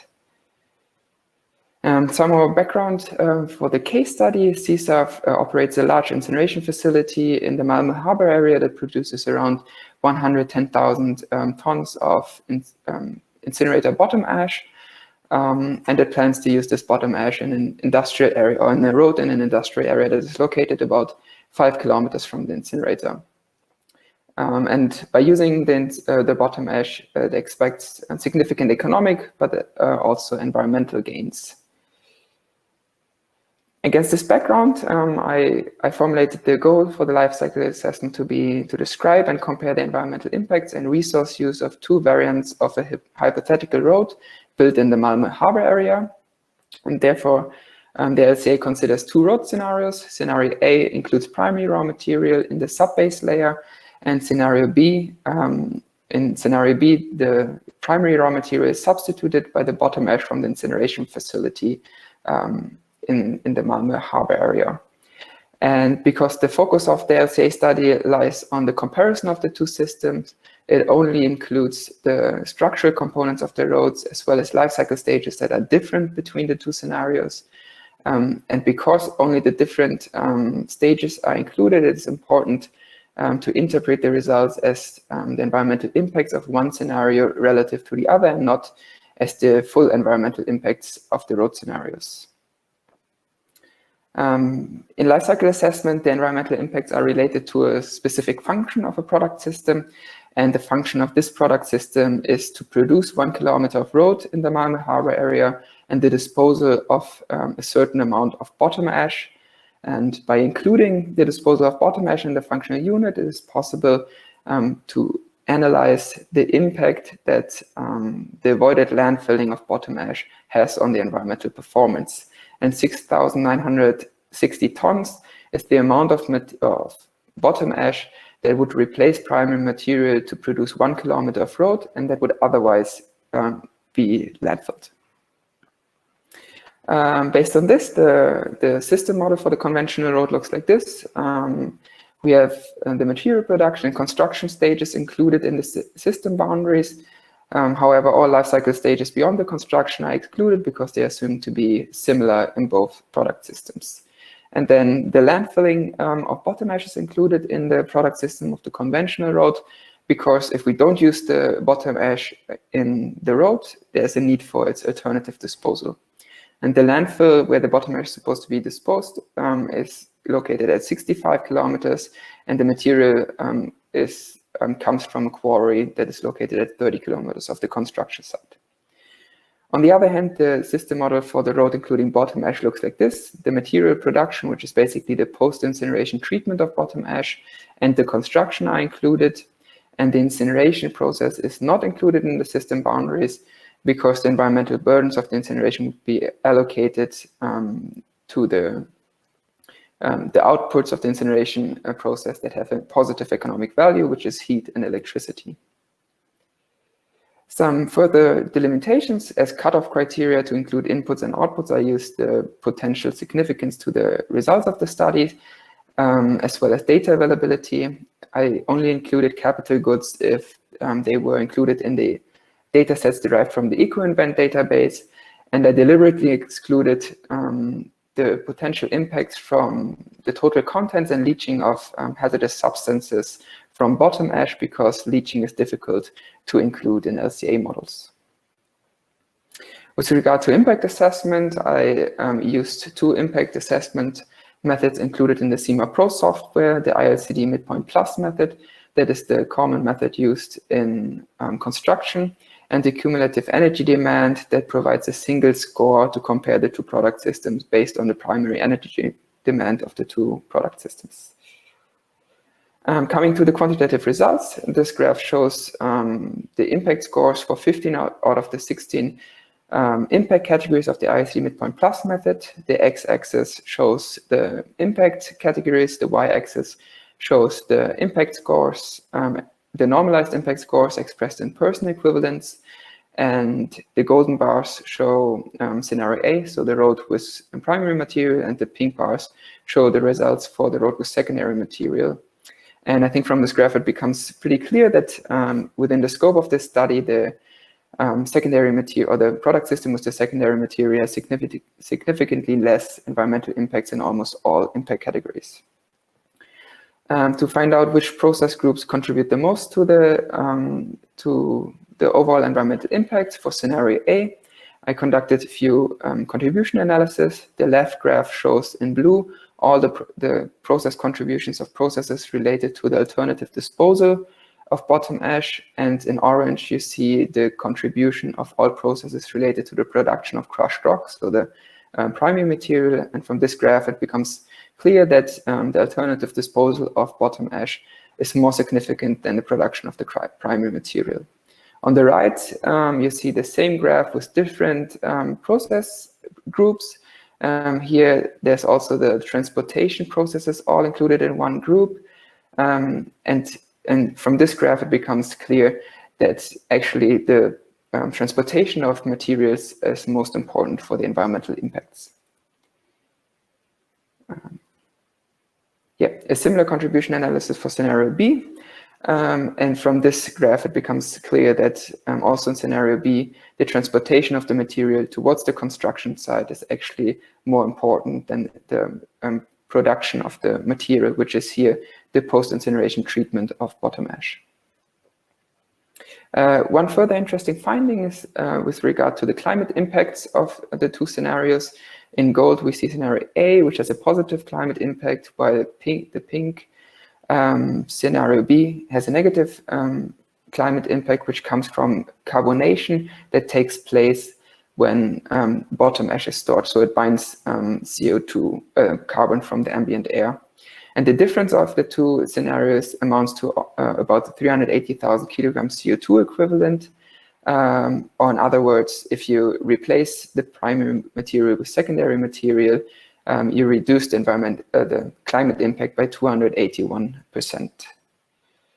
With regard to the cumulative energy demand, I think this graph is self-explanatory. The cumulative energy demand for scenario A, so road with primary material, is 12 times higher than for scenario B. And to summarize some of the findings, I would like to highlight a few parameters that are very influential for the environmental performance of the secondary material compared to the primary material. First and foremost, this is the transportation of materials to either the landfill or the construction site. That is a major driver for the environmental impact. Then the alternative disposal of bottom ash turns out to be more significant than the substitution of the primary material, so the production of the primary material. Then certain material properties were identified to be important for certain environmental impact categories.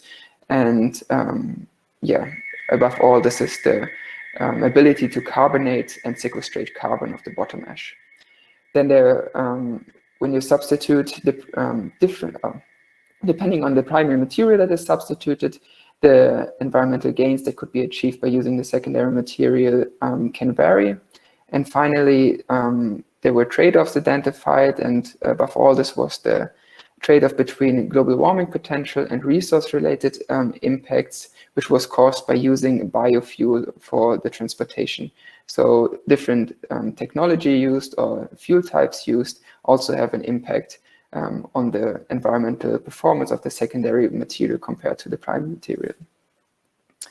Yeah, and in the Q&A, I would be happy to reflect on the road ahead with regard to secondary material use and the circular economy.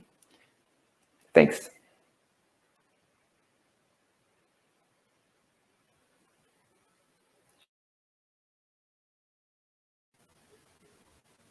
Thank you very much, Hypine, for that well-done presentation. I'd like us to go to our third presenter. Ladies and gentlemen, it's time to listen to Navarro Ferranato from Italy, who is going to be giving us his presentation on international cooperation and technical studies for supporting integrated solid waste management in developing countries. Navarro is an environmental engineer who graduated from the University of Toronto in 2016. He's a PhD. Currently, he's a postdoctoral research fellow at the University of Alluvia in cooperation with the major University of San Andreas in Bolivia, as well as his work is related to the support of development projects implemented in La Paz, related to solid waste management coordinated by the Italian NGO COPI. The floor is yours, Navarro. Thank you very much, Sarah, for the introduction. So hello, everyone. I'm going to introduce my presentation about the application of the methods and approaches for the introduction of international cooperative projects in developing megacities. As we know, solid waste management is challenging in developing megacities due to various factors. And an option, a way for supporting the introduction of sustainable solid waste management system is the application of small-scale pilot actions and for supporting local activities, for the introduction of local opportunities in solid waste management. However, again, financial resources should be obtained, and this is another big issue in developing megacities and developing countries. So this is the topic of my presentation. I would like to introduce an evidence of the steps forward, the application of the methods and the recycling and the international cooperative framework for the application in drafting, submitting, and obtaining financial resources by international donors for the supporting of the circular economy in developing megacities. So I will introduce you, I would like to share with you all the methods and approach that we introduced for the application of such international cooperative project. The starting point was in 2016, so a long path through the application of all the methods and the international cooperative framework. We implemented mainly four main technical approaches, such as the use of quantitative and qualitative indicators, and the application of social surveys at municipal level, the application of multi-criterion decision analysis together with working groups, and finally the application of the life cycle assessment.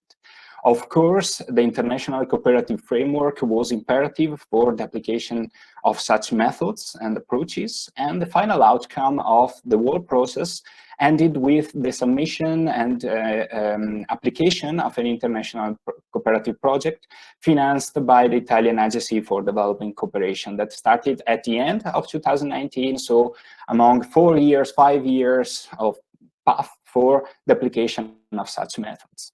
The whole project, the whole system, and the application of such methods was implemented in Bolivia, that is a low middle income country, in the city of La Paz, that has about 900,000 inhabitants with a generation of about 600 tons of municipal solid waste per day. And La Paz suffers typical solid waste management issues of other developing megacities of the world. The first method implemented, as I told you, is the waste-aware benchmark indicators. So the application of an indicator set suggested and provided by Wilson et al. And also introduced in the Global Waste Management Outlook of the United Nations and the International Solid Waste Association. So we applied such indicator set in order to evaluate the improvement among the years of the municipal solid waste management system of La Paz, as well as comparing the local system with other countries worldwide with similar or different income levels, as well as we would like to obtain quantitative and qualitative indicators for evaluating local challenges and opportunities in solid waste management. And results were promising since we can compare La Paz with developing cities with upper middle income economy. So the city of La Paz can be compared in the system is improved compared with similar income economies. And also the system improved among the years, so it is under development. And we can say that the city can be suited for the application of recycling activities and for the support of circular economy policies. And such indicator was useful for obtaining the baseline information for drafting the international cooperative proposal, and of course for evaluating the progress among the year of the project that started at the end of 2019. The second step implemented was the implementation of social surveys. So the interview to local citizens, the citizens of La Paz, for evaluating local behavior in recycling and selective collection. We involved also local volunteers, so the students of the university, so we can say that is a bottom-up approach.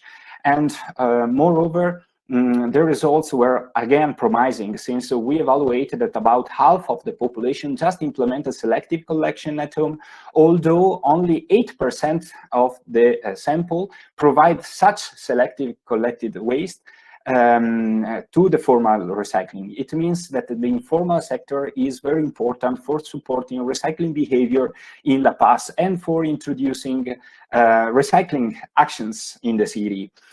We used such results for drafting the proposal, for having on-field data about local recycling, selective collection activities. And of course, we will use such approach. We replicate the approach in order to evaluate the improvements and also the engage with local population during the action. The third approach was the implementation of multi-criterion decision analysis, supported by the interview to local experts in the field of solid waste management through working groups. So evaluating possible scenarios and options for improving the local solid waste management system.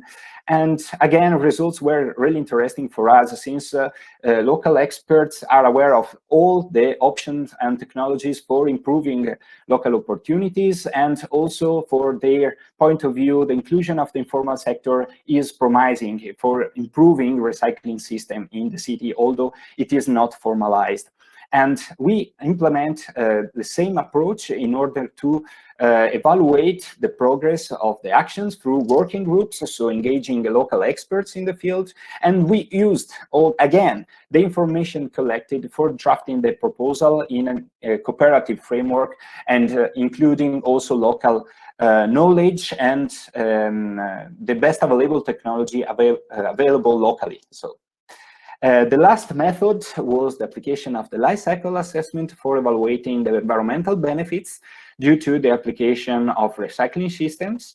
And it started with the evaluation of the local waste flow in terms of municipal solid waste. And we engaged with a local municipality in order to evaluate the possible future scenarios, and evaluating also the benefits due to the application of such scenarios. In particular, we will use such approach in order to evaluate the improvements, environmental improvements, thanks to the application of pilot actions, so small-scale technologies and plans, in order to evaluate the project before and after its implementation. So the use of all these methods was useful for drafting a proposal submitted to the Italian Ministry for Foreign Affairs, and for the application, the implementation of the project La Paz Recycle that is current in place. And the project would support the application, the introduction of circular economy actions related to waste recycling in the city of La Paz, so particularly located in such a municipality. And it involves 4 main actors. So the beneficiary, that it is the local municipality of La Paz, and an Italian NGO, COPI, Cooperazione Internazionale, that has the main role to participate in international funding calls, and it managed also the whole project for 2.5 years, we can say. And then 2 universities, my university, the University of Insubria, and the Major University of San Andres of La Paz, Bolivia, for technically support the whole project and introducing research activities related to recycling and the selective collection in the city of La Paz. Such development cooperative project would like to support the introduction of scalable options, and we would like also to replicate the same actions as well as the methods for supporting local activities in selective collection.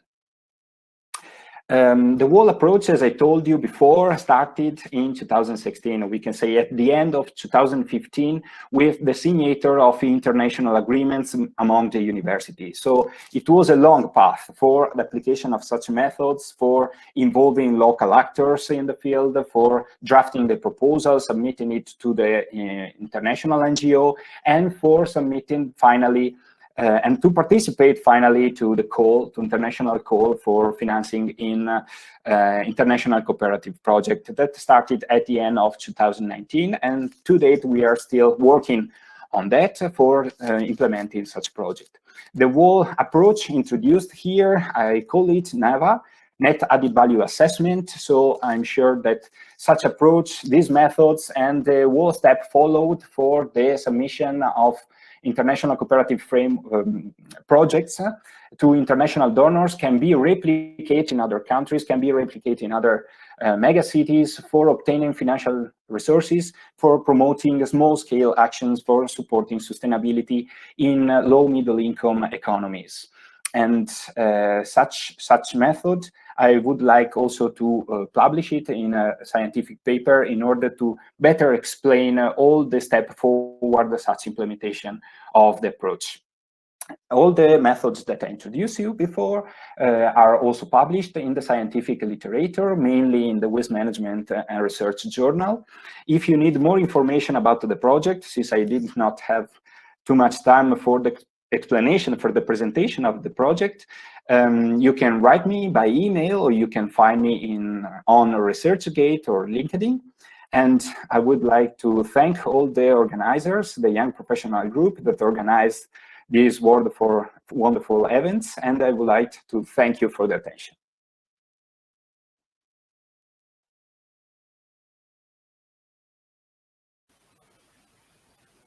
Thank you very much, Navarro, for such a lovely presentation. Now, ladies and gentlemen, we've come to the fourth and the last presentation of this first session. I would like to remind you that after Baba Ali's presentation, we are going to have a Q&A session, which will be followed by a very short break that will usher into the second session, the next session of presentation, where we'll have another 5 presenters covering topics about innovation in waste management. Let me introduce to you Baba Ali from Pakistan, whose presentation title is Economics of Informal Municipal Solid Waste Recycling, a case of data Gani Bukshi town in Lahore. Baba has a BSc in Environmental Science from University of Lahore. He's currently working in an industry as an environment officer. Welcome, Baba, for your presentation. Thank you so much. My name is Babar Ali, and I'm a recently graduated from Government College, University Lahore. So today I'm going to talk about the economics of informal municipal solid waste recycling. That study I have conducted in a town of a mega city of Pakistan, Lahore. So the basic purpose of this study was to highlight the importance of informal sector in the economy of Pakistan, like how much the economy is going to be in input from them from the informal sector.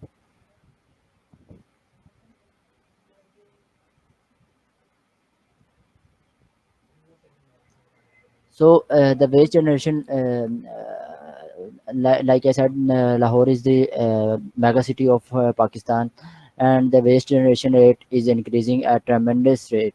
Not in Pakistan, but overall in different countries and different mega cities.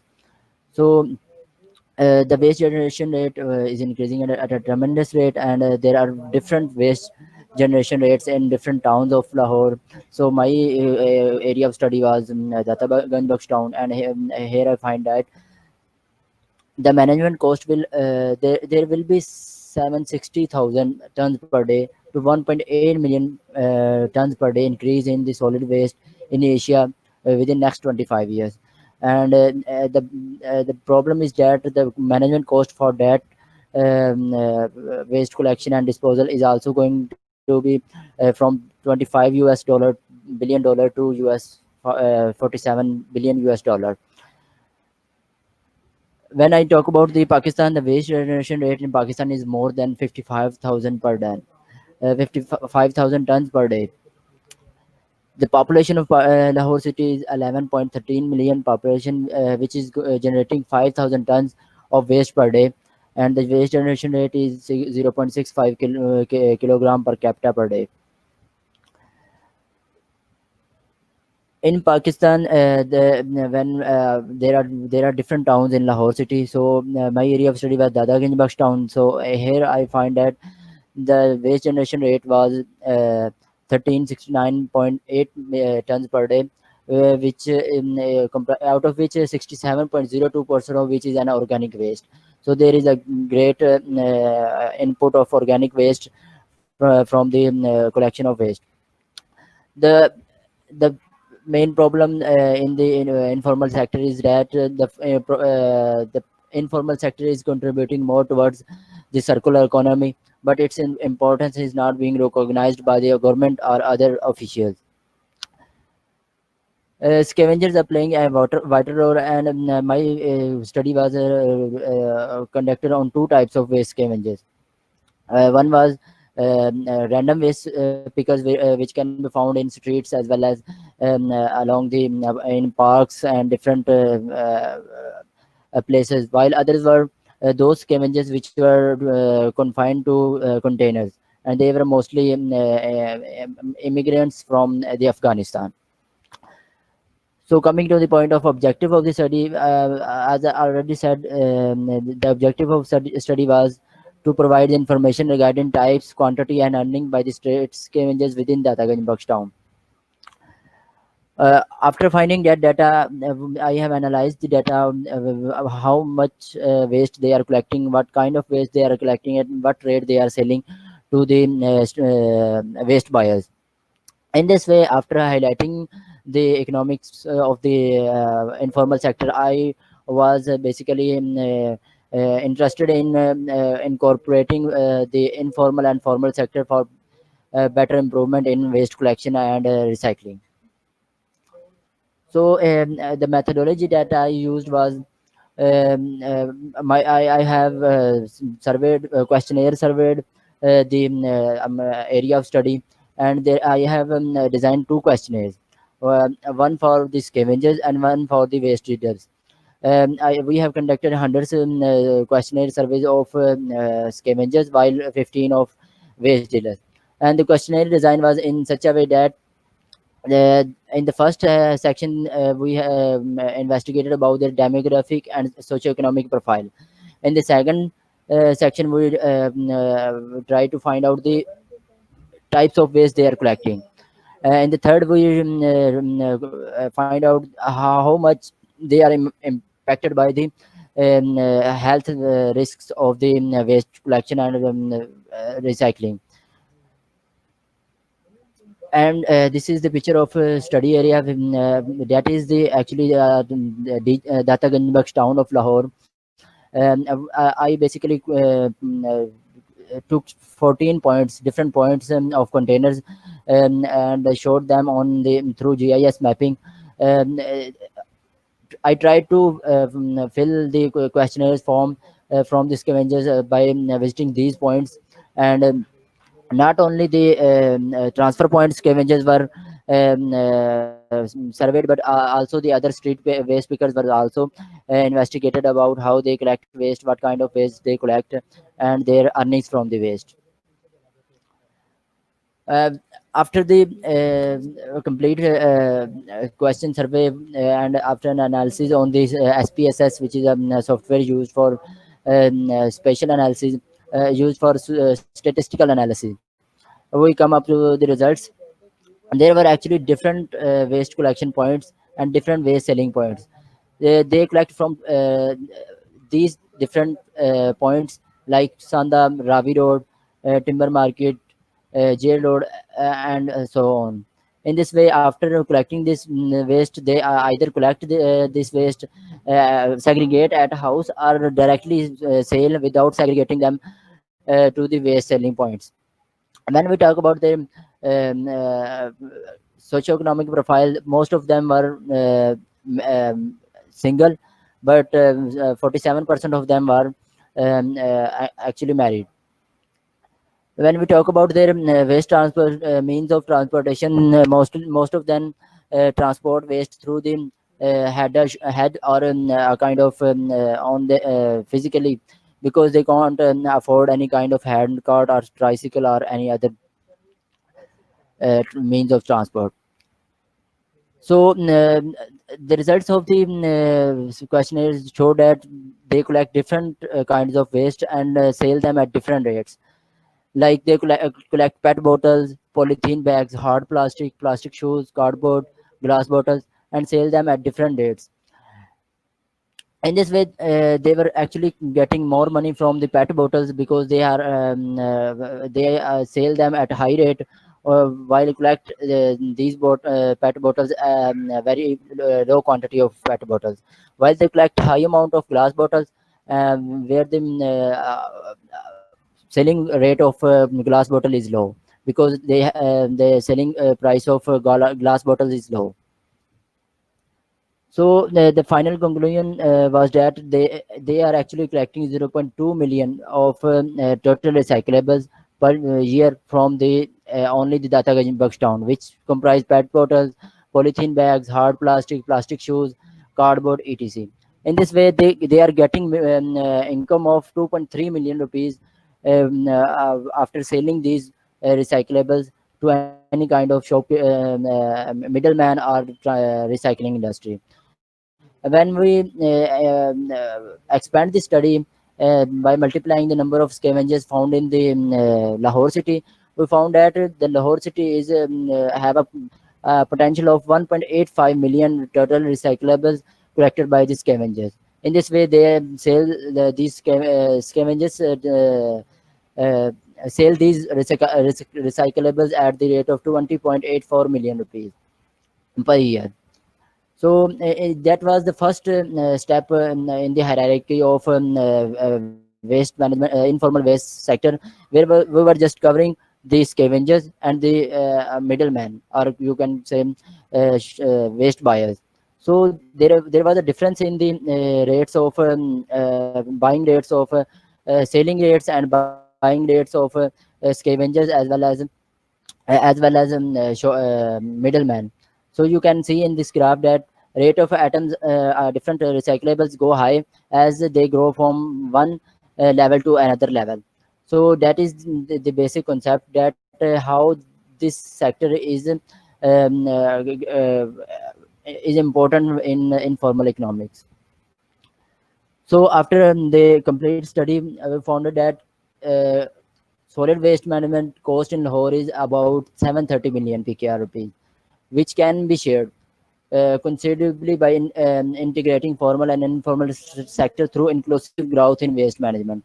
As we know, informal sector is contributing more, while the formal sector is just playing its role in the collection of waste, which have left no any kind of recyclables, because informal sector get all the recyclables from the waste, and the remaining waste can be just landfilled. So the research shows that the scavengers are the key players in the salvaging of the waste, and they have relevant contribution in recycling in Dataganj, Buxtown, Lahore. Not in Dataganj, Buxtown, but in the mega city Lahore as well, because they are spread in the form of groups as well as working individually. Uh, when we come towards the revenue, they are generating, like I have mentioned in the last slide, they are generating a revenue of 2.33 million PKR rupees per annum in Dataganj, Buxtown, and 20.84 million rupees per annum in city Lahore. In this way, that is the first level. When we go towards the above level, that is shop buyers, waste buyers, they have income of about 50.90 million PKR through the informal collection of waste from the scavengers, as they get waste from the scavengers and sell that waste at higher rate to the recycling industry. In this way, these middlemen and higher hierarchy are getting money from the waste, which is actually collected by the informal sector. So the results show that informal sector is playing a vital role, and its importance is not yet recognized by the government of Pakistan, not by any other organization. And they are living at lower standard of life. Don't have a good quality of education. They don't have access to housing as well. So when I conducted questionnaire survey of them, I get to know more about them. What was their difficulties in living in slum areas, how much they are affected by the health risks of waste. In this way, there is a room to improve the informal waste sector if government works on incorporation of informal sector into formal sector, then there will be an organized activity of informal sectors, and their life standard will also be improved, because they will be provided with the hand gloves and other kind of personal protective equipments, and in this way they will have a good life ahead. Thank you so much.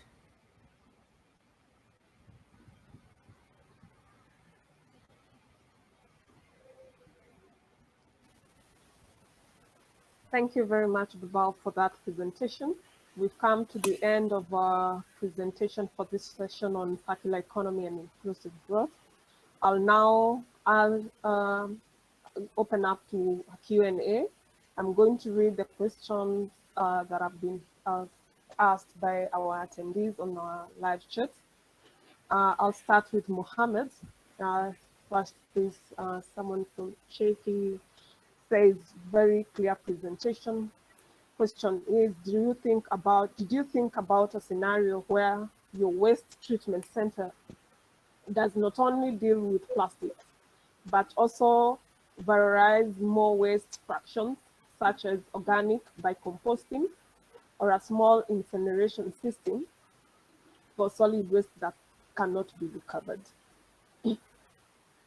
Well, the short answer to this is we have been asked this question before. Why are we not considering organic waste and trying to integrate it with our very plastic-focused project? The answer is we are very much focused on plastic because we realize that the main issue that's being misused or mismanaged. If in the future we see a success in this project, we are more than happy, or we'll definitely integrate more elements such as incineration, etc.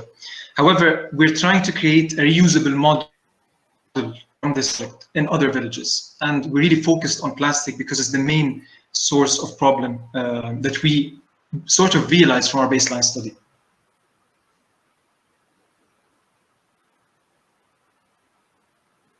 Thank you very much.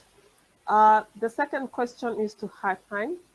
How much of bottom ash and fly ash will you generate for 1 metric ton of municipal solid waste bunts? And I think you can tie to that with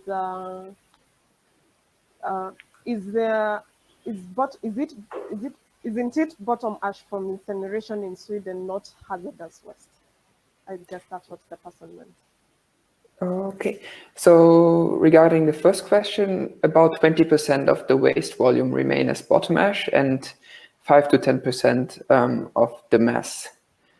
And regarding the recycling and reuse of bottom ash, at the moment in Sweden, there's basically no bottom ash used in road construction due to legal limits, while in countries like the Netherlands, Denmark and Germany, it is used extensively in road constructions. And with regard to other secondary material, at least in Sweden, there's just a limited use, also due to legal barriers of different kinds, if that answers the question. And on the first one, the metric tons? Yeah, so if you have 1 metric ton of waste, you would have 200 kilograms of bottom ash, or the volume, yeah. And then 100 kilogram with regard to the mass. So 100 kilogram would remain from 1 ton of waste, which of course also varies based on the input waste you have in the incinerator. Okay, fine. Thank you very much. To Bibal, what are the main challenges that you're facing when trying to promote the economics of informal municipal solid waste recycling? Your main challenges? Actually, I have a session with the World Wildlife Fund, WWF, and other recycling industries and waste management sector of government was also there. So the main challenges of incorporating both the sectors was that we don't have any information of informal waste scavengers, because most of these scavengers are from immigrants of from Afghanistan. So they don't have any kind of national ID card of Pakistan. So how they can manage the data of these waste pickers?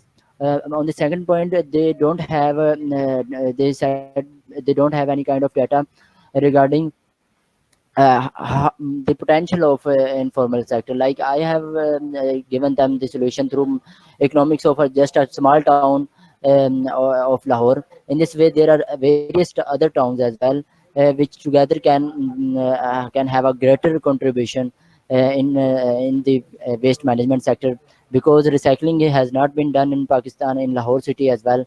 But the waste management sector is contributing just for collection and um, landfilling the waste in landfill sites. They are not going for any kind of waste recycling things. Thank you very much. Now we've come to the end of the first presentation session titled Circular Economy and Inclusive Growth.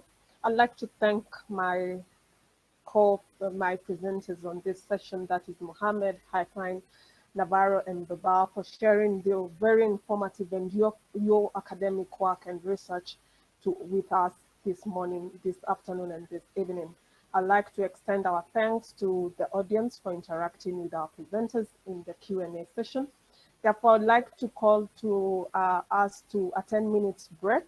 And before we continue our conference with the second presentation on innovation in waste management, which will be moderated by Ms. Hazel Ingel. Thank you very much from me, Saranjao. Thank you so much for listening. Have a lovely session and conference. Goodbye. Thank you.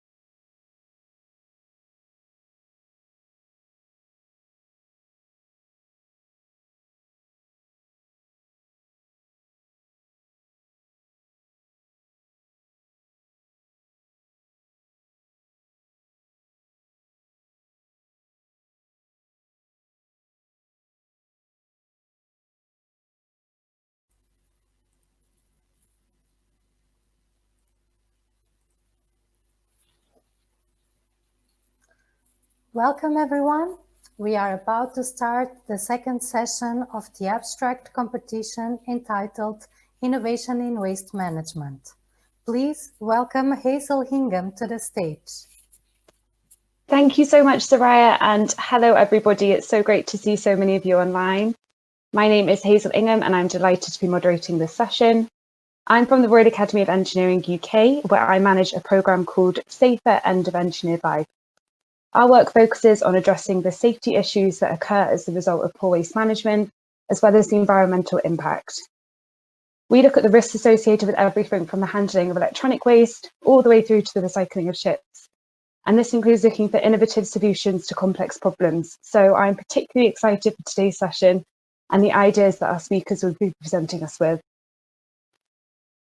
This session is on innovation in waste management, and we are very lucky to be joined by 4 excellent speakers who will give a presentation, and then to finish we will have a Q&A session.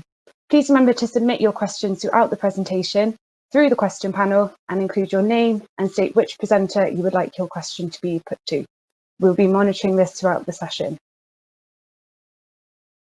So without further ado, I would like to welcome our first presenter, Maria Japinen from Finland, whose presentation title is Exploring Waste Prevention in Public Procurement, the Case of Bornholm, Denmark. Maria is a passionate waste management and waste prevention professional who has recently graduated from Lund University with a degree in environmental management and policy. She has worked with waste-related issues in the Nordics and in Swaziland, and through this presentation will highlight the importance of waste prevention in the innovation processes. Over to you, Maria.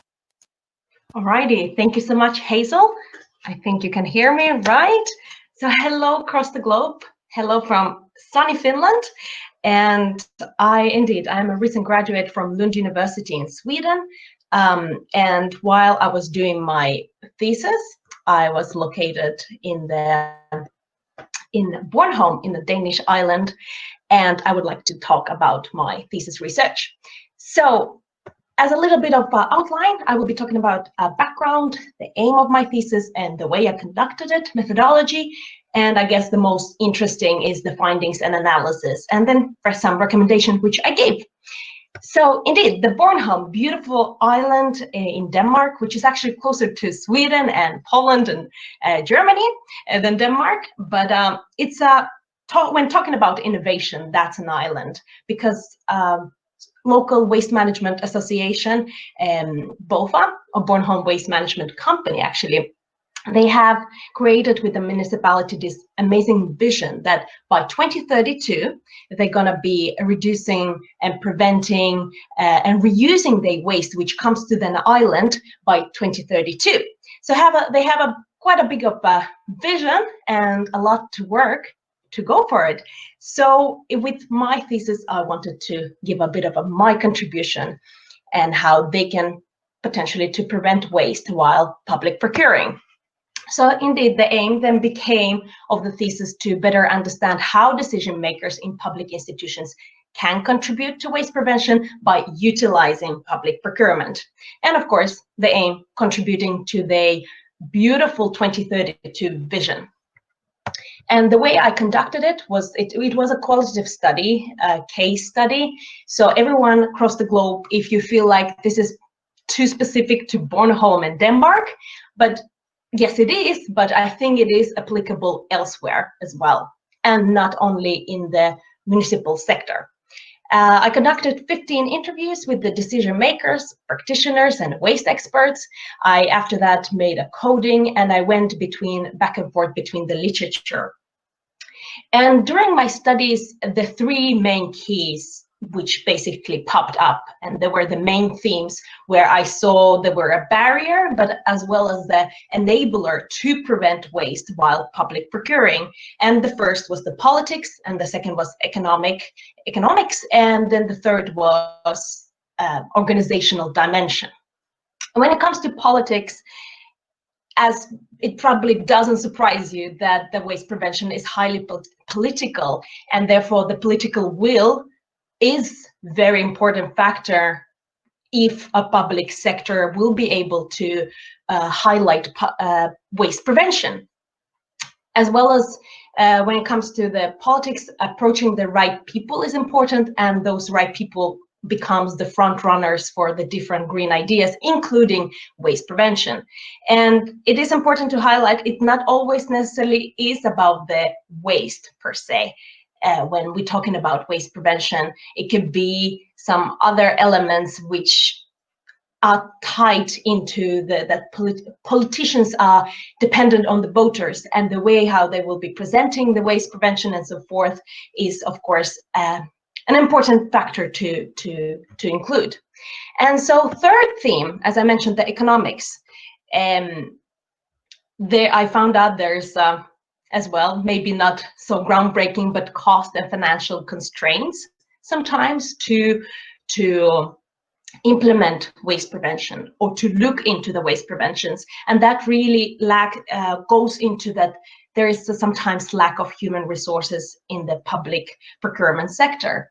And therefore, there's sometimes that municipalities do not have an early market engagement. And because it is time consuming to look for these greener products, and when in case of this small municipality as Bornholm is, it's a regional municipality, sometimes no possibilities to go into this to preventing waste. So as well, cooperation with the front runners, municipalities, and the biggest meaning that once the municipalities have the possibility to cooperate, and they usually do have, for example, with the other municipalities, they have a bigger purchasing power, and that enhances the ability to go into the market and demand products which, for example, while they were producing, used less resources while making the product. And second last point, I also want to mention that the knowledge about the green public procurement is a contributing factor. And this highlights that when you have a lack of human resources, or you have people in the public procurement sector enough, and they have the knowledge about green public procurement, they can be a trade-off, basically, to preventing waste and the amount which in this case comes to an island. And I really wanted to highlight the final point, because this came while I was researching and also in the literature and a lot of my interviews and the people I've spoke with, that there is a big misconception that the greener products are more expensive. And that's why the municipalities or some companies do not want to go that path. And I want to highlight it's not true. And there was a research, for example, recent research done in Copenhagen, Denmark, where they mentioned that it's actually in some cases even cheaper. But it's important to highlight that even if it's a greener product, it doesn't necessarily mean that while making the product, there was already the idea to prevent waste.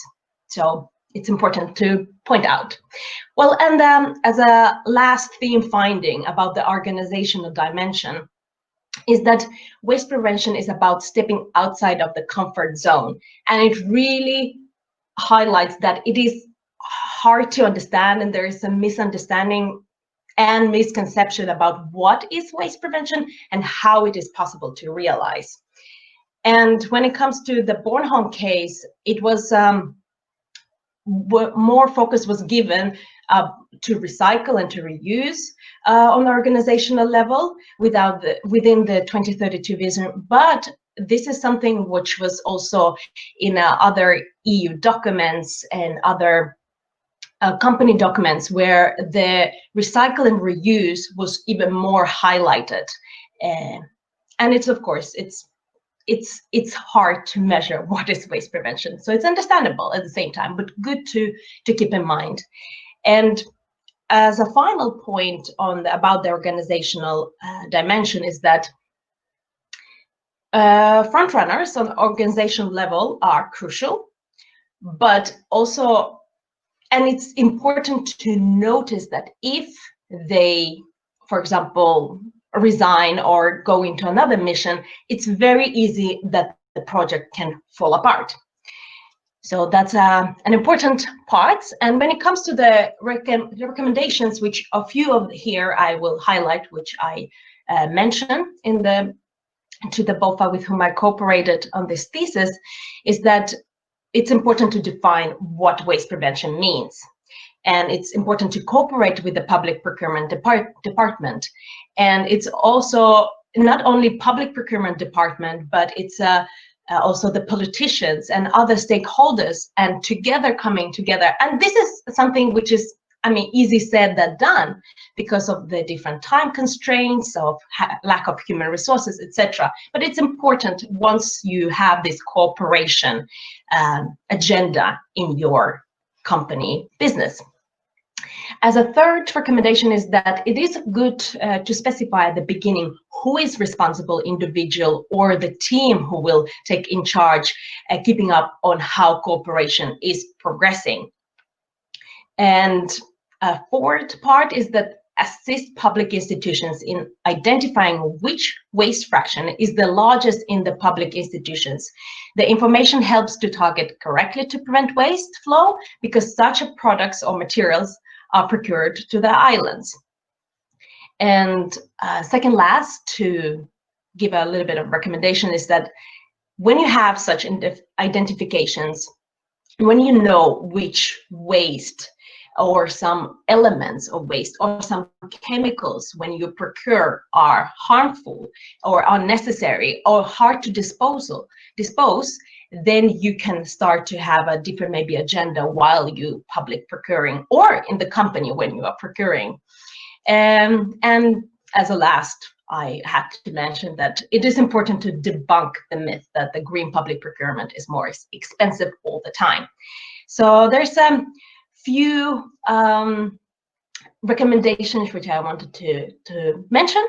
So to end this presentation, I wanted to, I guess, inspire that innovation doesn't need to be grandiose and big. You can start at the small scale, and if you are a listener in the not in the public sector, which my thesis was highlighting a lot, if you are, for example, in business sector, then I do recommend start small, have a look, for example, how your municipality is procuring, how is your company procuring, what is in there. So please feel free to connect with me on LinkedIn, right? And you want to have a more conversation. So thank you so much for attention, and thank you so much for ISWA YPG for this amazing conference. Thank you, guys.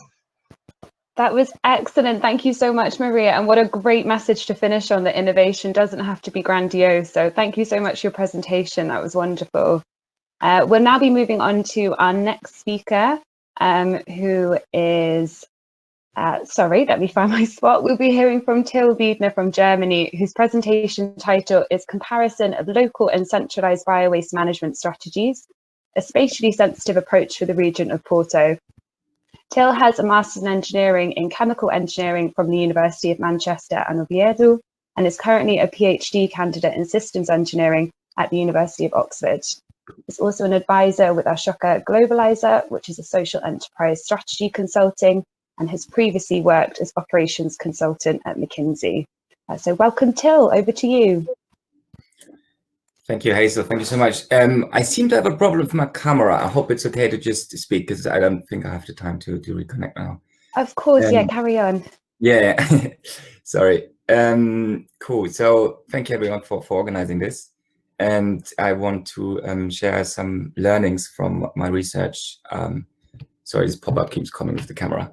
On my research, I'm quite interested in local biowaste management strategies. So I wanted to compare them with more conventional centralized ones. And I was fortunate enough to be able to work with LIPO, public waste management company in Portugal. And I was also interested in how the results might differ for different districts and archetypes. So in total, we looked at 7 different municipalities and 76 districts, which you see on the bottom right. So the motivation for this work is a clear need for change in the food and waste system, which we also heard many times earlier. and such as there's some challenges that there's a lot of food and waste miles. We are losing nutrients if you don't recover them from the bio-waste. And there's also access and say democratic ownership problems about food and resources within waste. So a potential solution could be local organic waste recovery combined with food growing in and around cities, so peri-urban agriculture. And some drivers which occur at this stage of time are that facilitate such an approach are the EU regulation coming up for 2024, which dictate that bio-waste has to be treated separately.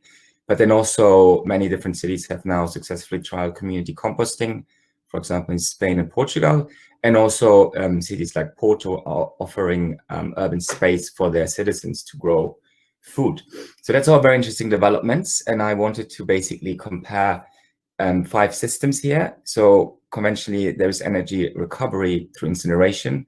There's anaerobic digestion with biogas upgrading. There's facility composting, and then there's local community composting. And the 5th system is where I also consider there's a lot of urban farms. So the main hypothesis of this thesis was, if you produce a lot of compost locally, where does it go?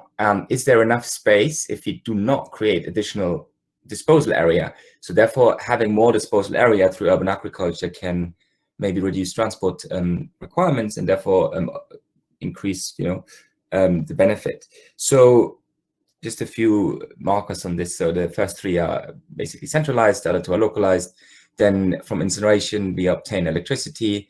We are replacing a rather renewable grid, which I'm projected to be in 2030 in Portugal with the commitments voiced.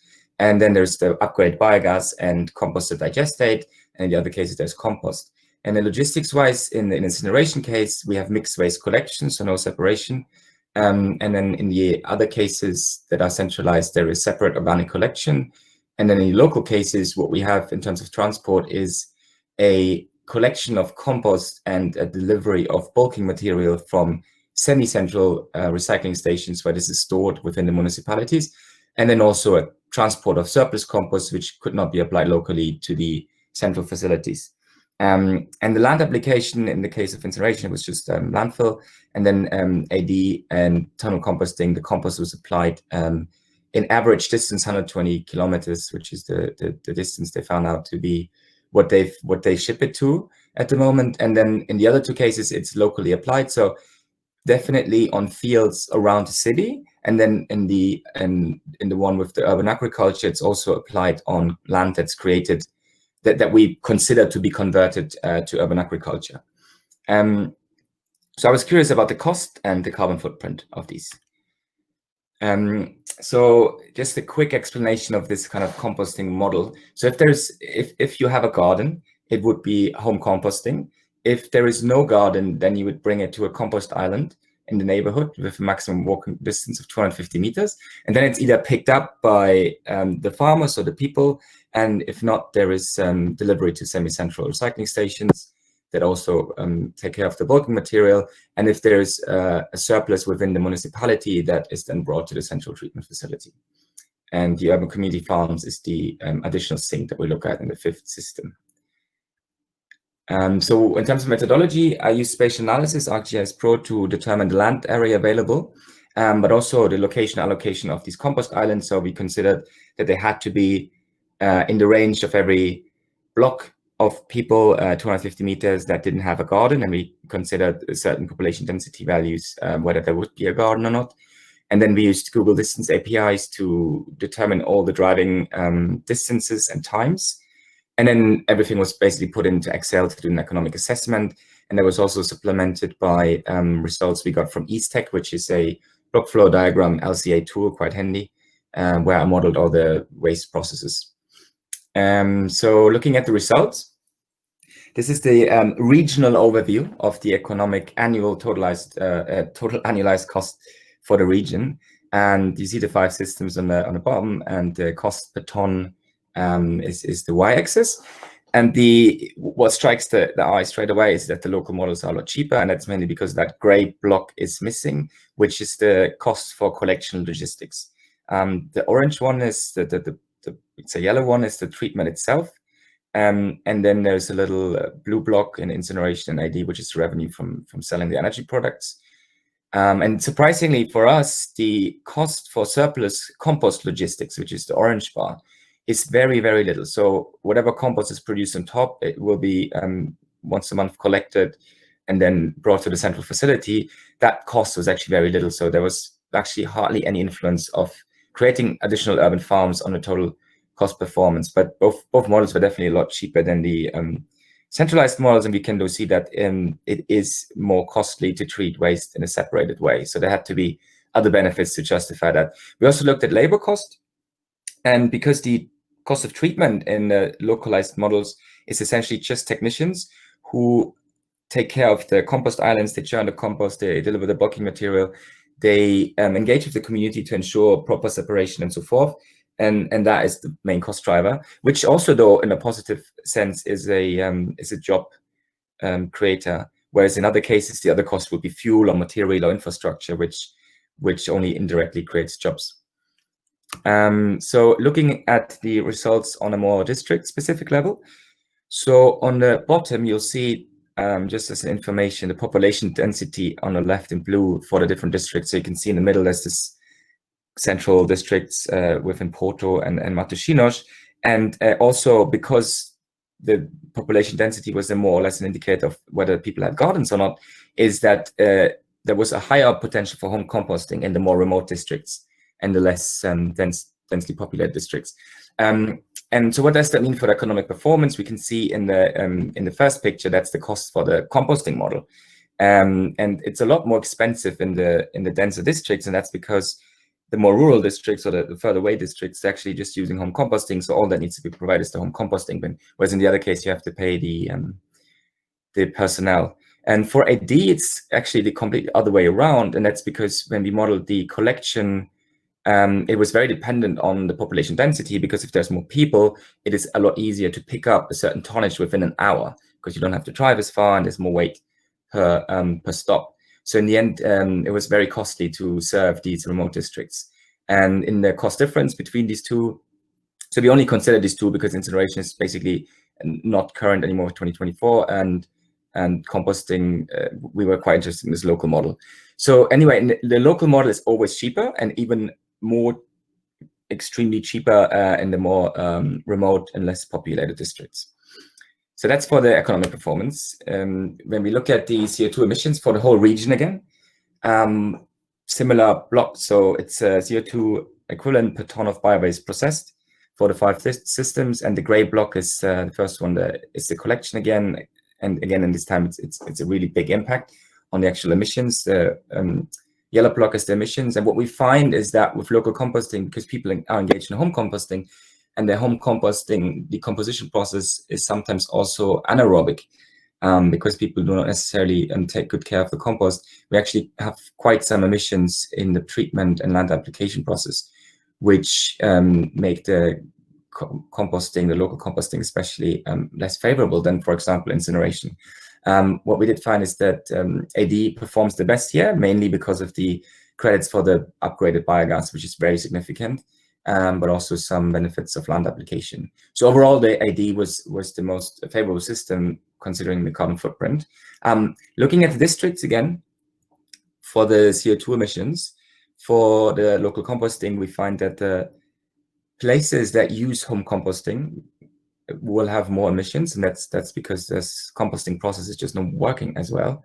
And for the AD case, in the second picture on the top, it's again the other way around, and that's because the efficiency of collection, but also the transport distance to the collection facilities, which are, as you can see in the bottom left picture, that's 10 minutes, which you can see the bottom left picture is a lot shorter. So therefore, it's a fuel saving by collecting the waste in the middle, and therefore it's more favorable. And the comparison of these two essentially can be seen on the top right picture. It makes more sense to have a centralized AD system with separate collection for central and dense districts, and it makes more sense to have local composting schemes in the more remote and less populated districts. So I guess the takeaway for this study is that it is good to mix solutions. And we've also done a sensitivity analysis study for different regions. So I just want to quickly highlight some of these. So if we wouldn't change the grid as it is now, so if we wouldn't introduce more renewable electricity, then clearly incineration would perform even better. So there is at the moment not necessarily an incentive to go separate, but obviously not considering any long-term effects of compost application or nutrient circularity. If we increase the amount of compost applied to land, but also enabling liquid digestate to be applied on land, then there's even more benefits on the AD. And the other three scenarios just looked at the impact of changing a little the local composting models. So if there is no peri-urban farming, so no commercial fields, then the emissions go up. If there's more urban farming that we considered realistic, then the emissions go down slightly. But again, the difference between the two is not so striking.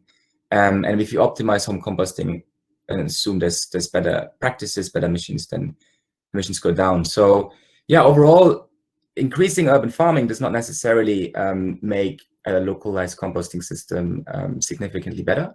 In general, centralized treatment is more costly. The greenhouse emissions depend a lot on the implementation scenarios, and in general, it makes sense to mix different solutions.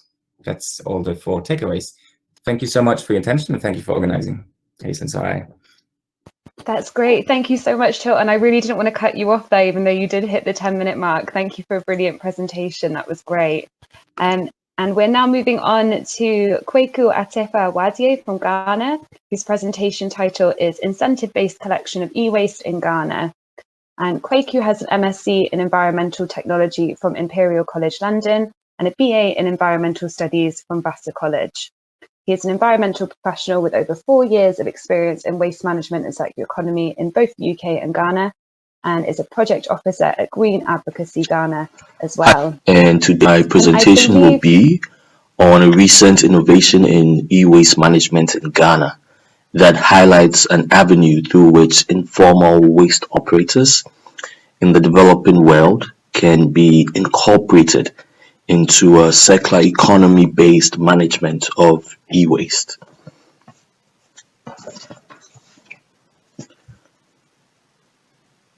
Increasing economic and population growth in Ghana has resulted in higher generation rates of e-waste. As formal e-waste infrastructure is still at a nascent stage in the country, the informal sector plays a major role in the recovery of e-waste in Ghana. Now, using crude waste management methods such as uncontrolled burning, as seen in this photo here, informal operators extract valuable materials like metals from recovered e-waste. Their operations, however, tend to lead to significant environmental pollution problems and negative human health outcomes. Nonetheless, going in with a legal sledgehammer to seize or stop such environmentally unsound activities poses serious socio-economic implications for local authorities. So, as informal operators originate from economically marginalized communities in Ghana, usually with limited employment opportunities, eliminating informal operations is considered a politically untenable objective. Hence, stakeholders in the sector have been critically considering alternative interventions for e-waste management in Ghana.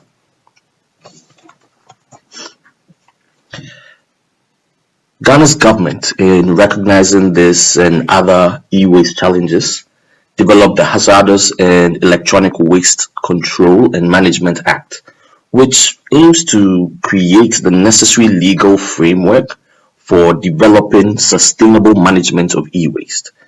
Working in partnership with the German government, an e-waste program was developed.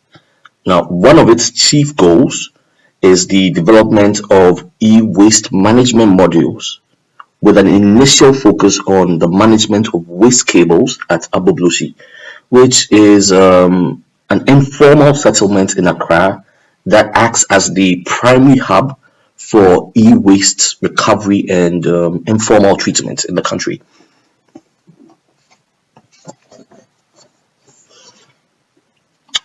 So, Green Advocacy Ghana, working along with partners such as GIZ, the German Development Agency, the Institute for Applied Ecology in Germany, and most importantly, the Greater Accra Scrap Dealers Association, which is the union for informal operators.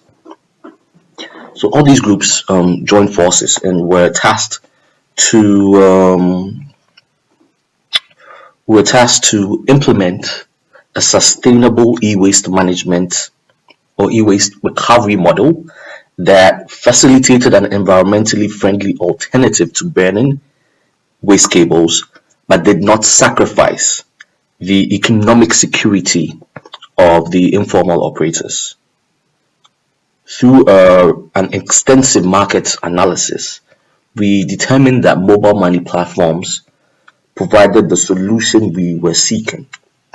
We identified that mobile money platforms, by providing fast, low risk, and low cost financial transactions, were used widely by informal operators for peer-to-peer transactions. Hence, we use this tool as a carrot, if you will, to draw in the supply of waste cables from the informal sector. So our business model involved exchanging waste cables for mobile money payments. Now, once these purchases were made, the waste cables would then be transferred to an approved formal off-taker for safe treatment. At both the transaction and treatment stages, data is collected on key variables. So, for example, payment data details and cable weights.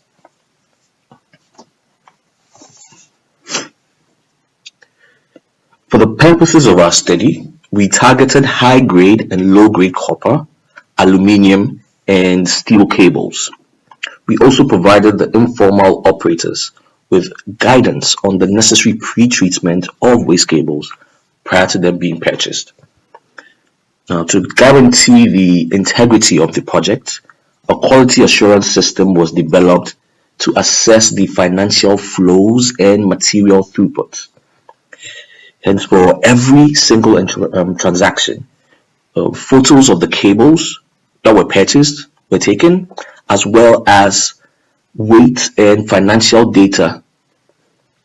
All this data was subsequently contrasted with the financial data records provided by the mobile money platform service provider and the material weight data provided by the formal off-taker. By collecting such data, we were able to track successfully in real time our performance in relation to the number of transactions made, as well as the amount of waste cables recovered.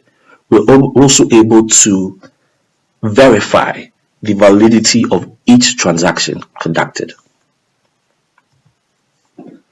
Prior to transfer of the purchased cables to the off-taker, the different streams of recovered waste cables were separated and bagged using a color coding system, and then they were subsequently stored for later pickup. So upon conclusion of our pilot study, which took roughly 10 months, we were able to recover 27.5 tons of waste cables from the informal sector and conducted approximately 1,400 or almost 1,400 individual transactions. Our operations led to a reduction in air pollution at Abobloshi. Also, we were able to successfully test the viability of our quality assurance system. Now, I have to note that even irrespective of our achievements, we were unable to completely stop the burden of e-waste cables. This is because not all the informal operators operating in Aboblushi supplied us with their recovered waste cables. Hence, for a wider application of this new e-waste management scheme, we believe, or we determined, that it would be essential to strengthen the enforcement capacity of local authorities. So the insights that we were able to generate from the pilot study helped to facilitate the full-scale introduction this past June of our incentive scheme for recovering e-waste in Accra. If we hope that if this project gets to perform better over the short to medium term, ideally it would be extended to other parts of Ghana so as to improve the e-waste management status of the country. So thank you very much for your attention. All the best.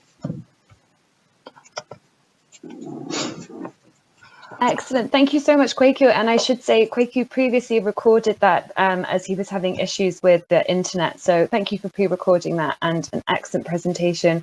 Lots of great points raised.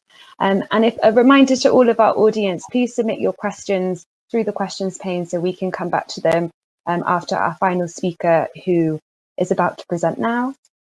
So I'm delighted to introduce Dr. Samia Kadir from Pakistan, whose presentation title is In Situ Conversion of Food Processing Waste to Transestifiable Biolipids Using Oleaginous Bacteria. Samia is currently working as a visiting faculty member in Pir Mer Ali Shah Arid Agriculture University, Rawalpindi, Pakistan, and she has contributed extensively to national and international journals, and has also worked in many different projects related to waste conversion in biochar, bioproducts, methane production, and algal biofuels. So with that, Samia, if you'd like to start your presentation. Okay, thank you, Hazel. Thank you so much, and thank you for the very well introduction. So these are actually, Hazel has introduced very well, so I will directly go to the topic of the presentation, that is in situ conversion of food processing waste to transferable biolipids using oleaginous bacteria. I have worked with these two group members, Dr. Azim Khaled and Dr. Muzammil Anjum, and they have helped me very well in the whole project. So what actually was the idea of adopting this was waste generation, as we all know, is a very critical issue worldwide, and that issue is actually because of the characteristic and volume of the waste, and this greatly depends upon the livelihood. So it's highly variable worldwide, and even country to country, and in country from one locality to the other locality. This waste has different bulk density, so one prototype that is applicable on one side probably will not be applicable to the other side. So such issues are created, and they create waste management issues. So luckily, I feel that highest proportion of the waste usually comprise of the organic friction, but this organic friction also carry very wide amount of the moisture that make it unfeasible for the thermochemical conversion, and obviously produce high cost. And if that waste is directly landfill, it can produce landfill gas and reduce its capacity and produce environmental noises. What if we recognize this organic waste as a renewable resource? But we found that in our study that this waste has very high amount of sugar. And keeping in view the high amount of sugar, this can go for the biological conversion for useful bio products, as it was presented earlier in a biogas project in the same session, or it can be converted into other biofuels. So that is very interesting topic, that I'm going to convert this waste to the biofuel. So biofuel actually are usually derived from the plants, and these plant-based biofuels have created a hell out of debate on plant-based biofuel versus fuel-based biofuel. Like the people worldwide, they are now debating over the thing that whether the plants should be used as a biofuel or as a food. The option that many scientists came about from the plant-based biofuel is obviously the microbe-based biofuel. And in microbe-based biofuel, we have worked on the oleaginous microbes that particularly have 20% of the lipid capacity in their dry cell mass. So they will not compete with the food crops, and they will also not compete for the water requirements to the other crops. So oleaginous microbes can be of different types: algae, fungi, and bacteria. The most widely and extensively that is presently being used is the algae, which accumulate high proportion, like 70% of lipid in its body. But in my perspective, algae requires water and sunlight for growth. So sunlight is a limiting factor. And secondly, when there is water, then it obviously is going to compete with the other crops for food, for water resources. So second option is to go for the fungi and bacteria. They are heterotrophs. They definitely will use some other sources other than the sunlight. They can extract their food from the other sources. So substrate utilization have been identified so far as a major constraint in progressing the oleaginous organisms. The substrate that is presently used is usually glucose, because glucose has higher carbon, and these organisms require higher carbon, and they have very broad CN ratios. So they have very high sugar requirement. Luckily, what we found that the food waste, and particularly the fruit waste, has very high sugar content that can be utilized as a food by these organisms. So we set up an experiment where a previously identified strain, Rhodococcus erythropolis, was subcultured with a newly isolated strain that was isolated by ourselves in our lab from the crude oil, and that was the consortium of that culture was applied to a sterilized waste initially. Biomass was extracted, the lipid was extracted, and gravimetric lipid content estimation was carried out. This lipid accumulation was further confirmed by fluorescent microscopy, and the qualitative estimation were done by GCMS analysis, and their biofuel potential and potential benefits were assessed. So here are the images. Like, you can clearly see that in initial 24 hours, there was no lipid accumulation, there was no fluorescence. But as the time progresses and after 48 hours of incubation, there was a very bright green fluorescence visible, which indicate that the cells have started accumulating the lipids. This continued up to 42 to 72 hours, 48 to 72 hours, sorry.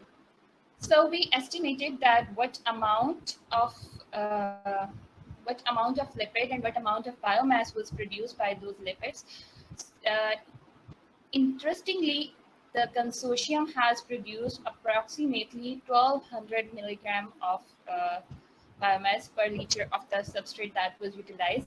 This is for the limonene modified medium. We have in the minimal salt medium, we have like substituted the carbon source with the limonene.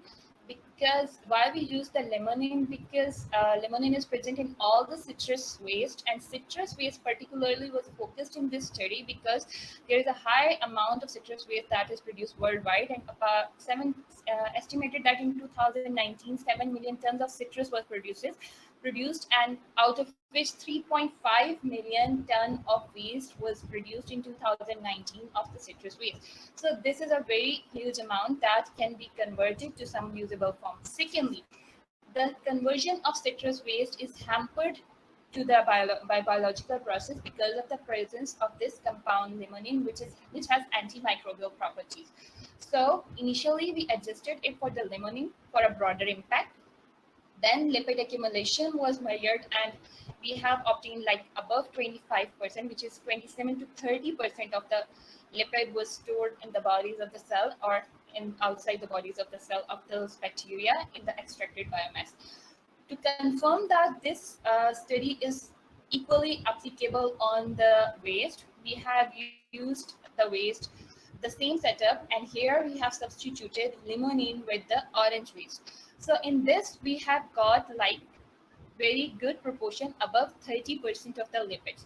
This indicates that using waste has more benefits than using direct chemical, probably because of the provision of the micronutrients that are already present in the waste.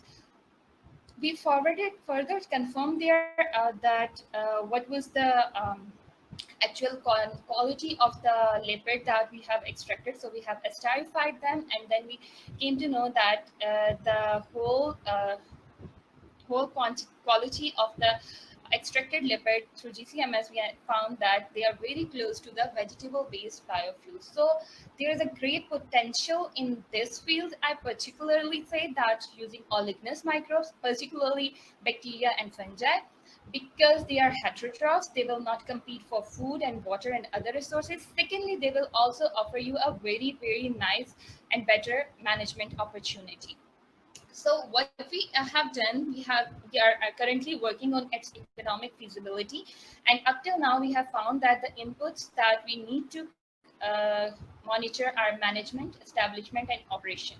The management issues are waste collection, preparation, and culture preparation. Culture preparation is not very expensive step. Waste collection and preparation carry the highest amount, but the good thing is that waste collectors are already collecting the waste. So we are promoting a small localized area to segregate their household waste at the house level. So the collector can collect segregated waste directly from the household and can deliver it to us. In the lab, we are working on culture preparation. So establishment cost is the startup cost of the infrastructure, that is will be a bioreactor, and labor cost. The startup cost will be only once, so this tire will be eliminated after 1 or 2 intervals. The labor and energy cost, that will be initially needed, because we have found that after 2 to 3 rounds, the system is self-sustaining. Outputs are in the terms of biofuels and bioproducts, because the biomass, when biofuel is extracted from them, still they are very useful. The composition was very close to some material that we are still working on. And then the waste management issue, the highest proportion of the waste, that is the organic waste, that can be excluded from the landfill dumping sites or other dumping sites that can create environmental noises. So it's overall going to give a very handy and very good approach to manage the organic waste, particularly the fruit waste that creates a major proportion in developing countries specifically. Like, the thing that motivated me to work on this thing was when I compared the bin of my own house of the kitchen waste with the other waste. Like, kitchen waste bin was of this much size, and when I moved to the other waste, they only make 2 to 5% of the whole waste. So organic waste has like very huge potential to be converted into some useful products. So this way, I think oleaginous microbes can be utilized for other waste also. We are working on a mixture of waste and on other fruit waste as well. So thank you all for listening to me. In the end, I would only like to add up a little thing. I know I'm going a little bit over time. Just start segregation of waste at your home, so that will be very, very feasible option for the management facilities. Thank you so much. Thank you, Hazel. No, that was great. And again, a great message to finish on, a real call to action for our audience. And thank you for a wonderful presentation, and to all of our speakers. We're now moving into the Q&A session part of this session, and we are running a little over time, but I think just to give everyone the opportunity to respond to some of the questions we've received, we'll carry on. So speakers, if you can enable your cameras, if your internet allows, I will call on you all. And Kwaku, I hope you can hear me. I can. Great. And thank you for already responding to some of the questions in the chat on why cables were chosen for your initiative and your continued focus on them in the new initiative. Giovanna has asked if you have conducted any research on other e-waste parts, and if so, which ones? And also, second part, if there is a formal e-waste recycling system in Ghana. So there is, I think I'll start with the second question. So there is a formal e-waste recycling sector in Ghana, but it is very small. It's very tiny. As I said in the presentation, it's still in its developing stage. And so part of the reason why we were able to focus on waste cables had to do with the fact that there existed mechanical means of treating of treating waste cables, unlike with dealing with TVs or refrigerators that tend to come up with hazardous waste in addition to the metals and plastic. So that was why we focused on the cables. So the sector does exist, is extremely tiny, not particularly well invested in. The goal is that eventually the government and a private partner will develop a full-scale or large-scale waste treatment, e-waste treatment facility that can accommodate multiple streams. So until that occurs, the focus is likely going to be on simpler e-waste streams like waste cables. And sorry, the first question had to do with the... It was if you conducted any other research on e-waste parks, and if so, which one? Yeah, so GreenAd actually has conducted a national assessment of e-waste in Ghana that looks at all the different streams, the generation rates. And but beyond that, in terms of the actual treatment, the focus has been on waste cables. So I can't confidently give any specific information about those other complex e-waste streams beyond waste cables. But it's an area that we intend to look at in more detail. That's great, thank you. And I thought a really interesting point from your presentation around enforcement with these regulations. It's always such a challenge. So that was well made. And for Samia, we have a question on what is the replication potential of this method, and what quantities of waste can it be applied to? Okay, so there are two questions in it, right? So yeah. The first one, like for the replication of this waste, we have already tested it on other citrus waste that are lemon and other things.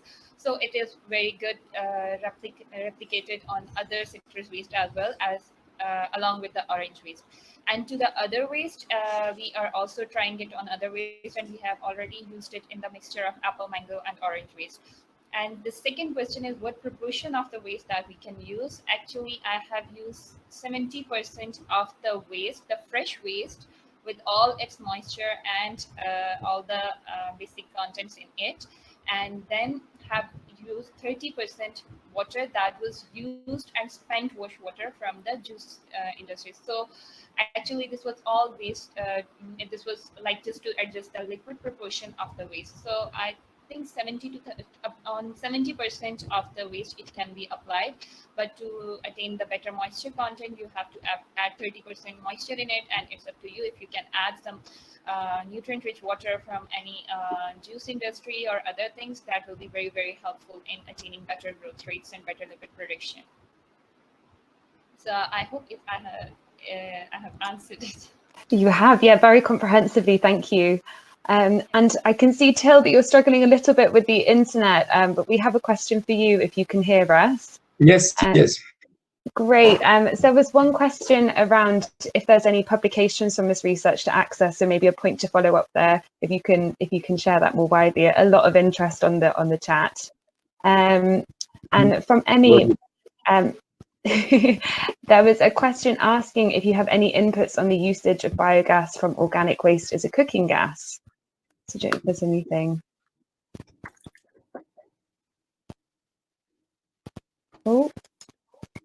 Sorry, what's that for me? I think it more to the group. Apologies.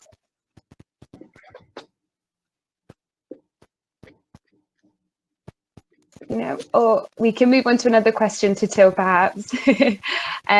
And so this was around what was the influence of electrifying the heavy vehicle fleet for waste collection?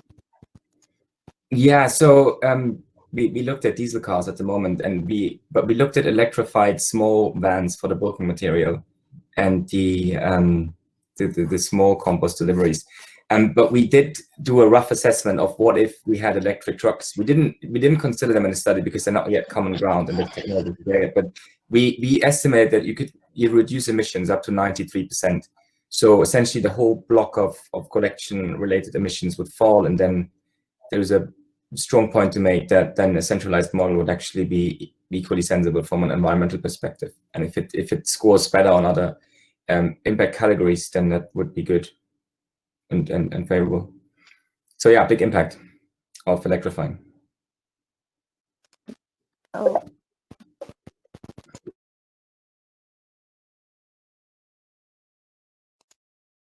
Oh dear. Can you all hear me? Sorry, my internet's now going, so we'll see if we make it to the end of the session. Thank you very much for that answer, Till. And then finally, we'll come to Maria and a question on why waste prevention is essential while public procuring, to finish off on. Well, I think it's the first and foremost, I realized while I was researching that it's actually really little research in the area. So everyone out there who wants to do some research, this is something to look into. And when looking into public procurement, it has a huge purchasing power. And with that comes to what amount of products will come in.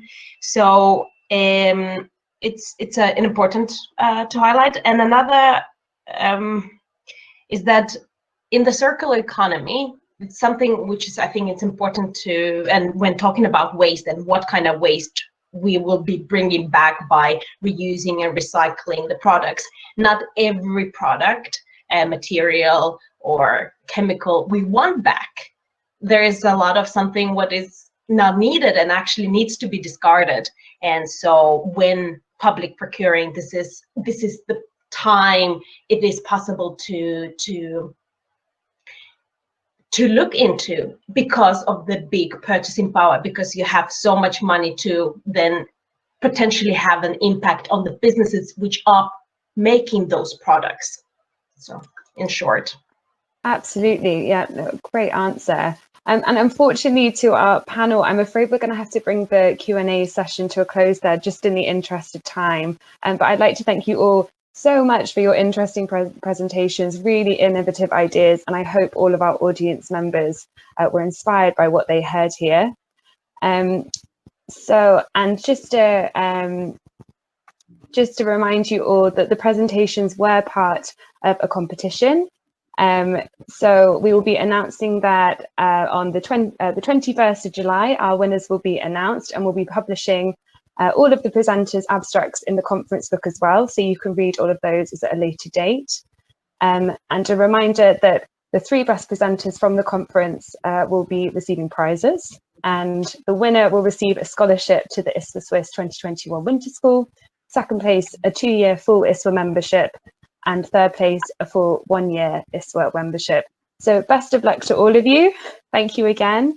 And if I can ask you to leave the stage, we'll now be closing the conference for day 1. Bye-bye. Thank you so much, everyone. Bye. Thank you.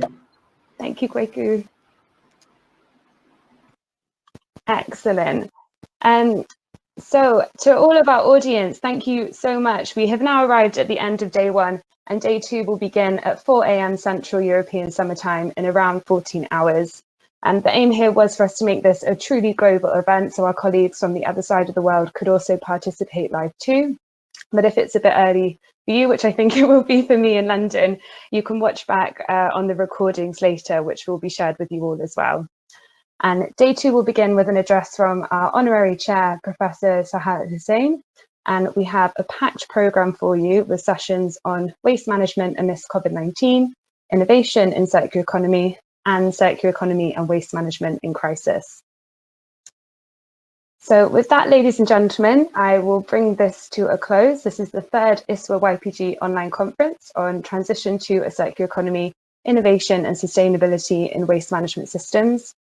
On behalf of all of the organisers and committee members, we'd like to express our utmost gratitude to all of our wonderful speakers, presenters, YPG members for making this event a success. And a huge thank you to all of you who've joined us from all over the world. I think a wonderful turnout, so thank you so much. And we hope you've been inspired by these sessions and enjoyed them and have connected with other young professionals working in our industry. So thank you very much, everybody. Enjoy the rest of your day, and we'll hopefully see you back for day 2.